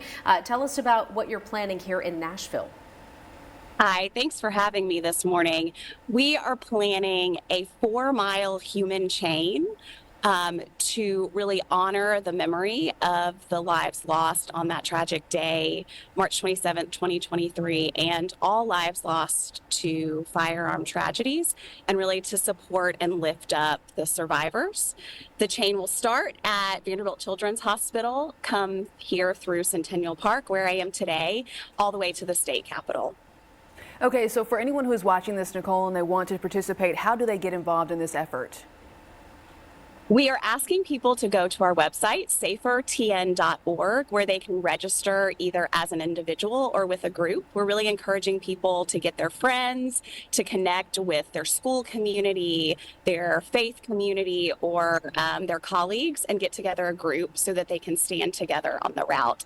We'll need 13,000 people to complete the route this year. All right, Nicole Floyd-Smith, we'll be keeping an eye on all of your efforts leading up to next week. I imagine this could create a bit of a traffic situation too, so we'll be giving you the best detours for those who might be in and around that area, so you can both stay safe and watch out for all those people who may be out there linking arms. Nicole, thank you so much for your time this morning. Yeah, that's going to be next Wednesday as well. So right now, though, we're going to check in for this week's Wednesday forecast, where Greg says, chef's kiss. That we do. And because Jen said it earlier, I'm just stealing all your ideas today. It is a chef's kiss 5-star weekend, meaning could not get much better. It's everything you want it to be. And take a look at the 5 reasons why. We have only a few clouds. Clouds for curb appeal. Makes the sky look nice and pretty. Nice white fluffy clouds. Don't give us rain. So no rain is number 2 on the list there. Well, it's number 4, but it's 2 of them on the list. Mild mornings.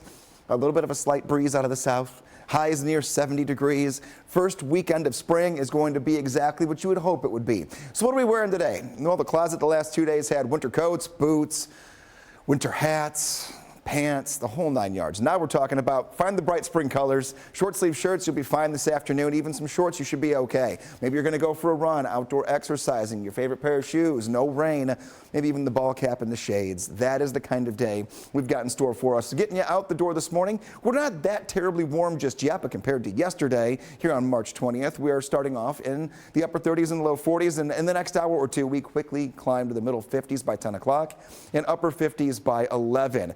So look at that picture. Fantastic. Now say you do go out and you have to go to work and do everything else, and you've been itching to get outside and you got a little bit of that Winter feeling still in you? Well, today's a good day to fire up the grill. Not much of a breeze that will get in the way of your flame, whether you're using gas or I should say the propane or charcoal. And if you're going to be out there grilling, 68 degrees at 5 o'clock, 65 at 6, and 61 degrees at 7 p.m. Going to be nice and sunny the entire time. Glass of lemonade, a couple of burgers, a couple of brats. Yeah, that's a good idea. Taking a look here. 8:19 is our time. A sneak peek of your extended forecast shows you 60s across the board, but I've got to really break down that weekend in a little bit more detail for you from morning into afternoon and evening. We'll do that in about 5 minutes. Steer clear traffic this morning. Let's get you to I-24 at Hickory Hollow Parkway in Antioch.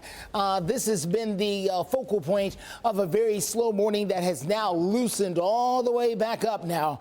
We have dropped all the way to around 67 minutes on that drive coming in from Murfreesboro to downtown Nashville. At one point, we were up to 90 minutes. So we have made quite the transformation as a lot of that congestion has now left the roads. Let's tell you about another situation we're dealing with, though. This one's going to be on 840. We've got reports of at least 3 separate crashes on 840 as you head towards I-65 here on the south side between Williamson County and Rutherford County. Look at the long red line here. Several miles of traffic is the backup here. You want to try to take the Harpeth-Paytonville Road area right to the south of this. That's going to be your best bet to try and steer clear because this is basically a parking lot from Arno Road all the way towards I-65. Justin, thank you. In your community, a big milestone for an organization that helps care for victims of violence in Nashville. Take a look here. The Family Safety Center is celebrating its 5-year anniversary on Tuesday. Now, before it opened, Nashvillians dealing with domestic violence had to travel to all kinds of different places to get resources. But thanks to this, not anymore. This is incredibly meaningful work to be able to help people at some of the hardest moments in their lives and that have experienced ongoing and chronic trauma. And so we have a lot of case managers, advocates, and therapists all in this building to try to help people with the decisions that they need to make to get to the next step in safety. City leaders invested $26.5 million in this center. And if in case you're wondering, the Family Safety Center is located in South Nashville. Right here on your screen, 610 Murfreesboro Pike. They're open 9 to 6 Monday through Friday. If you want some more information, the address, the times, go to fox17.com and search Family Safety Center. A security guard patrolling a local parking lot is shot and killed on the job.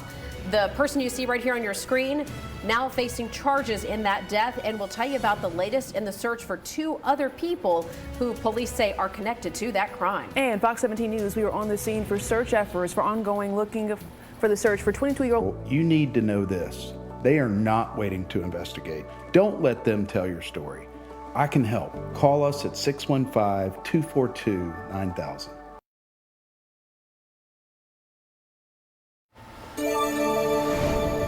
Welcome back into Fox 17 News this morning. It's 8:24 right now. Operation Crime and Justice. The teenager you see behind us right here is now behind bars. Police say he's connected to a shooting that happened in North Nashville.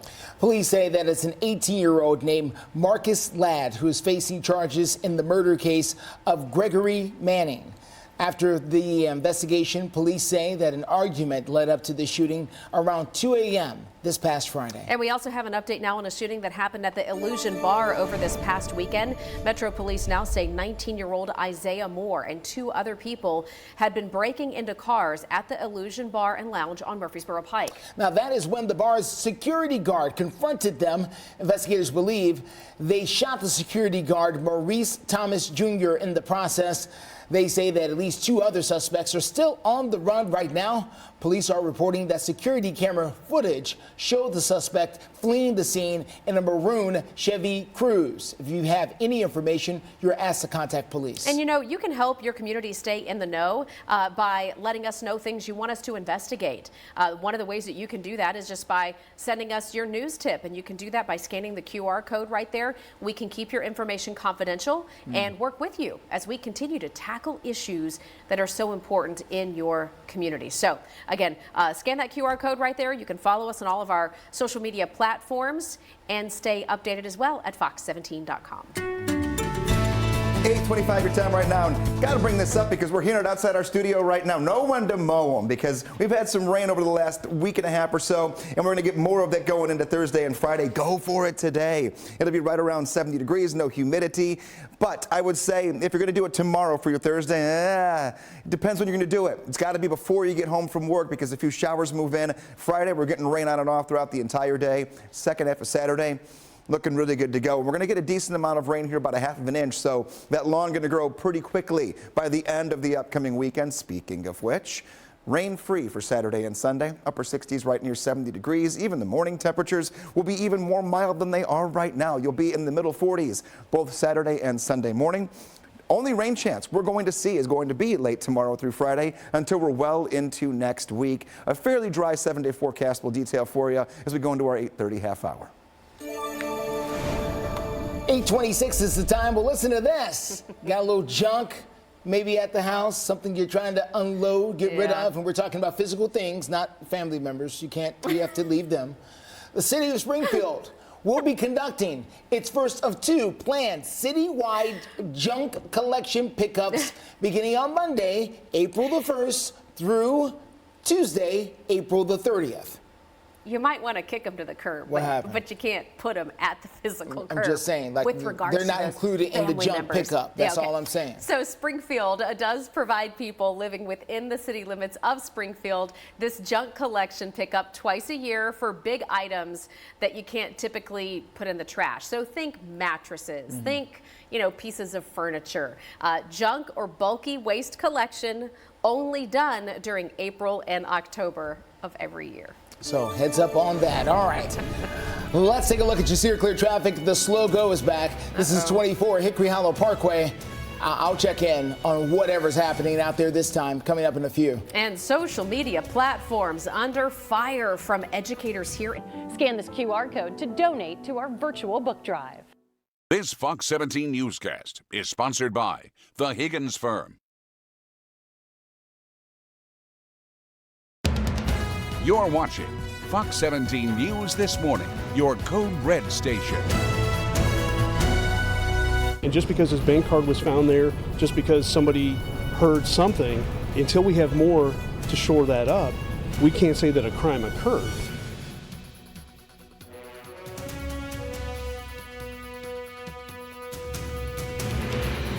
And we'll get up to Karen momentarily, but just take a look right now. We have temperatures that are right near 40 to 50 degrees. We're starting off with some blue sky. We're going to work our way through the upcoming weekend, your first weekend of spring.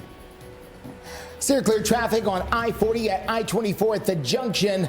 We are watching scenes across the city this morning. The slow goes ahead. Thank you so much for waking up with us here on a Wednesday morning for Fox 17 News. I'm Erica Glover. And I'm Jennifer Waddell. Fox 17 News is your live local news source from 7 to 9 a.m. and happening live and local right now. Volunteer search groups have landed in Nashville to help in the search for a missing college student who vanished in the downtown tourist district. That is correct. So continuing coverage right now in the case of Riley Strain. This comes as detectives released new video showing the 22-year-old interacting with a Metro officer, and we're also hearing more from his family. And right now, the United Cajun Navy helping in the search along the Cumberland River for Riley Strain. Our Fox 17 News reporter Karen Aguilar joining us there talking about the ongoing search efforts. So Karen, what can you tell us? Good morning. Well, the search efforts have already begun. You can see behind me that there is an airboat which came in about 30 minutes ago, and there's also going to be a hovercraft boat that's expected to come here along with several volunteers to help search for 22-year-old Riley Strain, who's been missing for over a week now. His family devastated. His mother saying that Riley is her best friend. They're hoping that they can find him alive. Now, I'm here with Skip Butler. He is the airboat pilot who tells us about what resources they have and what we're expecting to see. We are planning a different route of attack today. From South Carolina with the airboat. It's a little larger of an airboat. They can carry more equipment on board. We have scan of sonar. We're going to have some dogs coming in and just get back on this river.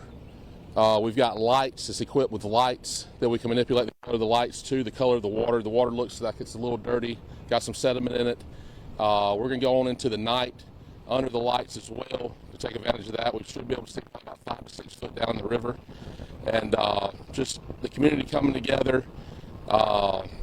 Like she was saying about the United Cajun Navy, it's amazing what these guys do. I'm just a volunteer.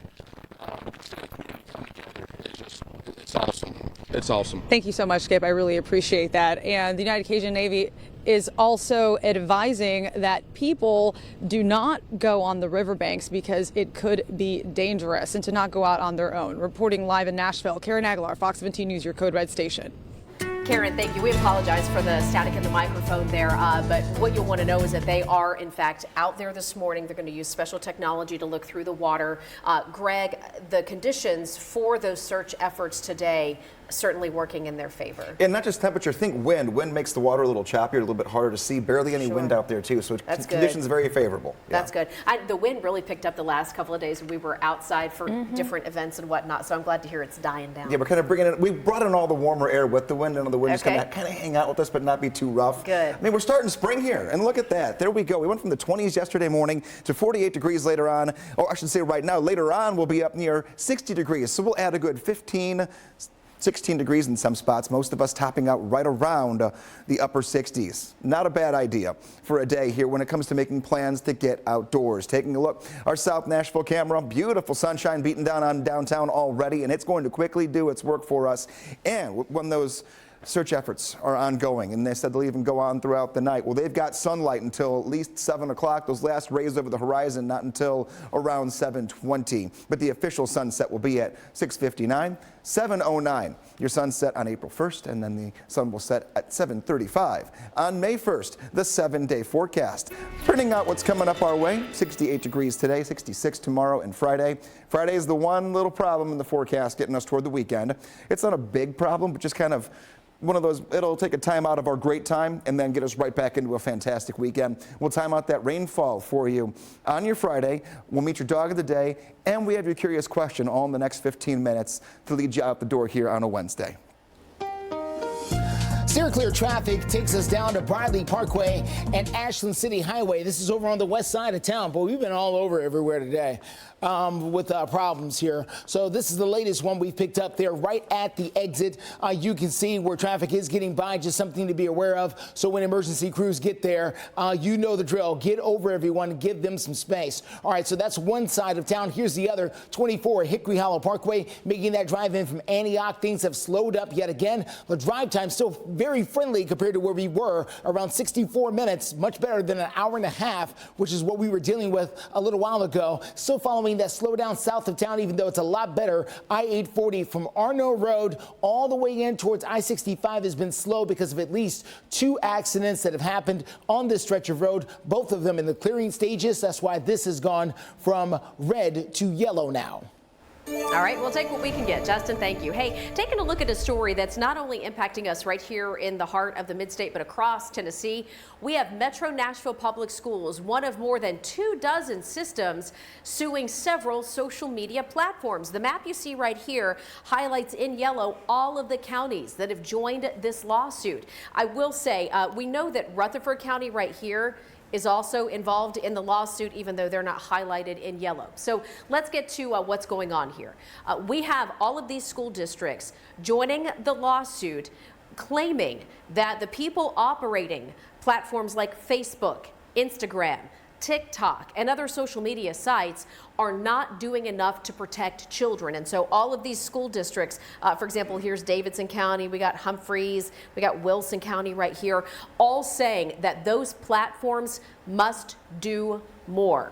All right, to protect children. We have school leaders who say without proper safeguards, students are turning to social media more often. And with that, they see all kinds of problems with increased disruptions in the classroom, a rise in mental health and behavioral problems, also just overall health concerns. So we'll let you know how this progresses. In the meantime, we've got another hot topic right now in our Tennessee schools, and that is the issue of school vouchers.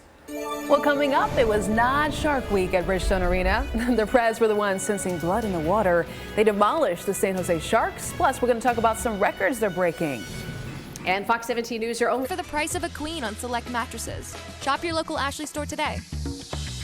Fox 17 News Code Red Weather. Your first line of defense when severe weather threatens. Welcome back to Fox 17 News this morning. I mentioned just a moment ago the issues of social media in our schools and another hot topic, the proposed school voucher program across Tennessee. And we were asking over on our Twitter account this morning, do you think school vouchers should be allowed in Tennessee? The results still coming in. 80% of you who have voted so far say yes, it should. 20% say no, it should not. If you would like to vote for yourself, you can do so by scanning that QR code right there on the right-hand side of the screen. You can also visit us on our X account. You can find us at Fox Nashville. All right, let's talk a few sports highlights from overnight and good ones coming from Bridgestone Arena, where the Preds get a big win against the San Jose Sharks. If you listen closely, I'm sure you can hear the horn going off again at Bridgestone Arena because it was going off all night long. The Preds win 8-2 is the final score, making history in the process. It's the first time the Preds have gotten points in 15 straight games going back to 2017. By the way, 2017, they went all the way to the Stanley Cup Finals they sure that did. year. Heartbreaker loss, by the way. That's a whole other thing. The Preds demolished the Sharks, who, by the way, are one of the worst teams in hockey. So, actually, they are the worst team in hockey. I looked it up earlier this morning. Points are points, though, right? We're just trying to rack them up. I'll take it as much as they can get. All right, so Preds win. Congratulations to them. All right, 8:42 right now. Quick look at Steer Clear traffic. That look includes a slow go on I-24 at Hickory Hollow Parkway, getting a little bit better as you make that drive in. We do know that it was very slow earlier in the morning here, still about an hour on that drive from Murfreesboro to downtown. And still to come here on Fox 17 News this morning, as we are your live local news source through 9, a live look from Nashville, and we'll get a look at your big forecast coming up in just a couple minutes. The public safety is at serious risk by allowing dangerous individuals back into society to reoffend without receiving the appropriate mental health services and, candidly, the supervision that they need. And a law named in honor of Jillian Ludwig. It's called Jillian's Law. It passed a House committee and a Senate committee. You can find a plan for $10 or less per month with financial help. Healthcare.gov is here for you. Enroll today for coverage starting the 1st of next month. What's the website again? Healthcare.gov. I wish we could have done this 5 years ago. It's a very small population. These are violent offenders that are incompetent to stand trial. They should not be released. Well, the man accused of killing a Belmont University freshman, her photo right behind us here, it happened last fall, is now facing murder charges. Yeah, court records show that man has a history of violence and mental health issues. Many have argued he should have never been on the streets. And now state lawmakers are pushing to make sure that potentially dangerous people stay off our streets. Fox 17 News reporter Peyton Muse joining us live from the Capitol with how they're moving forward. Good morning, Jen and Erica. So there's a law in honor of the Belmont University student Jillian Ludwig that's making its way through our Capitol building. In November, Jillian Ludwig, a freshman at Belmont University, died after she was shot while walking in an Edge Hill park. Shaquille Taylor originally faced charges of aggravated assault, and now the 29-year-old is facing a felony murder charge. Court records show Taylor is no stranger to breaking the law. Was a repeat violent offender prosecuted in April for aggravated assault with a deadly weapon. The case was dismissed after 3 court-appointed physicians testified he was incompetent to stand trial and was released from custody. Jillian's Law aims to close this loophole. The public safety is at serious risk by allowing dangerous individuals back into society to reoffend without receiving the appropriate mental health services and, candidly, the supervision that they need. Mental health advocates say they agree with keeping the public safe and tragedies like Jillian Ludwig's from happening again. The group feels there's unintended consequences with this bill. Bed capacity and staffing issues associated with an influx in involuntary commitments, and the lack of funding for mandatory outpatient services, without which Tennesseans may face indefinite involuntary commitment under the language of the bill. Senator John Lundberg is one of the bill's sponsors. He says this bill does 3 separate things for violent, very violent offenses. 1, someone who is deemed incompetent to stand trial must be involuntarily committed until the person is competent to stand trial, or if it cannot be restored. Second, if someone is incompetent to stand trial, it is under the presumption that the defendant is likely to cause serious harm. And third, anyone deemed incompetent to stand trial will be entered into the FBI's National Criminal Background System. This law is making its way through our legislature, and we know now the House and the Senate are working through the Finance Committee to figure out the budgeting and things like that. So we'll be sure to keep you updated on how this all works out. Reporting live at the Capitol, Peyton Muse, Fox 17 News, your Code Red Station.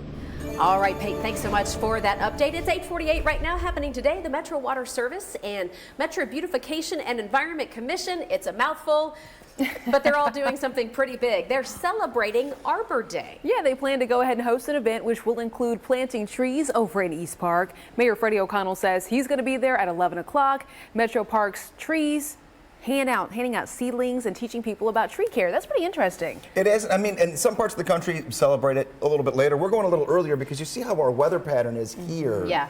Other places got to wait a little longer. Well, and officially in Tennessee, I looked it up this morning, according to Tennessee government, our official Arbor Day is the first Friday of March. So we've already passed Arbor Day. Okay. Nationally, it's celebrated in April. We're in between, and I guess today is a good day of any to get some things planted, huh? There will be a quiz on all of it at the end of the weather forecast. Except, you know what I'm curious about? So Greg has so many times, Greg has said to us, wait until April 1st. Yes. Now trees are see, she's looking at me, but this is just. I've also gotten the eyeballs a lot too. I would say for plants that you're going to have that are going to be in the ground that are a little more delicate, I would wait for those. But trees or anything that's going to be in a pot that you can cover easily or bring inside, those are getting close to being good for. Okay, clarifications. Yes, clarifications. You got to know what you get yourself into. I mean, that stuff is expensive. Taking a look here, 48 degrees right now. We're looking good. My curious question has nothing to do with Arbor Day. It has to do with the Beatles and this date. Little pivot. Which member of the Beatles tied the knot and got married on this date, March 20th, back in 1969? Was it John Lennon, Paul McCartney, George Harrison, or Ringo Starr? The answer coming your way after we meet our dog of the day. We have our dog of the day, Paco, sent in by Victoria. Paco, happy first birthday. You wear that hat with pride as you're walking around town later today, and enjoy that forecast. Stare at it. Take a look. 49 degrees, temperature at 9 a.m., 54 at 10, 58 degrees at 11, and 62 degrees at noon. Nothing's stopping us, nothing's slowing us down when it comes to getting out the door. You can always send in your Dog of the Day photos. Meteorologist Greg Bobus on Facebook. We've already gotten some submissions today, and if you sent one in and you're still watching, I saw it. Don't worry. That's how you get your photos right here on air. So what Beatle got hitched on this day, March 20th, back in 1969? Think about when the Beatles broke up. A little tumultuous toward the end. It was John Lennon marrying Yoko Ono. As far as the forecast goes, 7-day, 68 degrees this afternoon, 60s, middle 60s for Thursday and Friday. We'll talk rain chances for Friday one more time in the last check of your forecast in about 3 minutes. Steer clear traffic as you make your way out and about. Let's take a good look here and what we're dealing with at I-40 at Bradley Parkway. We got a crash here over just off of what I call the zebra stripes here on the road. This is right where I-40 and Bradley split off here. So heads up in that area. Slight slowdown here as people are giving them space as they should as you make your way again from the Donaldson, Hermitage, and Mount Juliet area. Here is a look at a crash we're still dealing with at Bradley Parkway at Ashland City Highway. Over on the west side of town, 2-car crash here. TDOT not arrived yet, but this is right there at the exit as well. So heads up in that area too. Overall drive times have all come way down from where we started earlier in the morning. Fox 17 News been helping you stay in the know all morning long when it comes to... From a huge selection available today, including new GMC Sierras. GMC, we are professional grade. Visit Darrell Waltrip BuickGMC.com.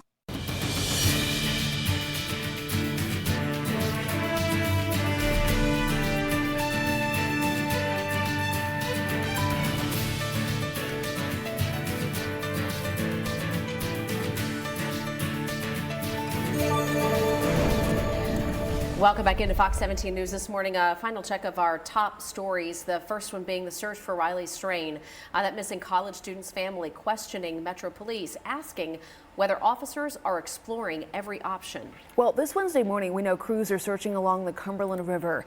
This all comes after Strain walked out of a downtown bar and vanished about a week ago.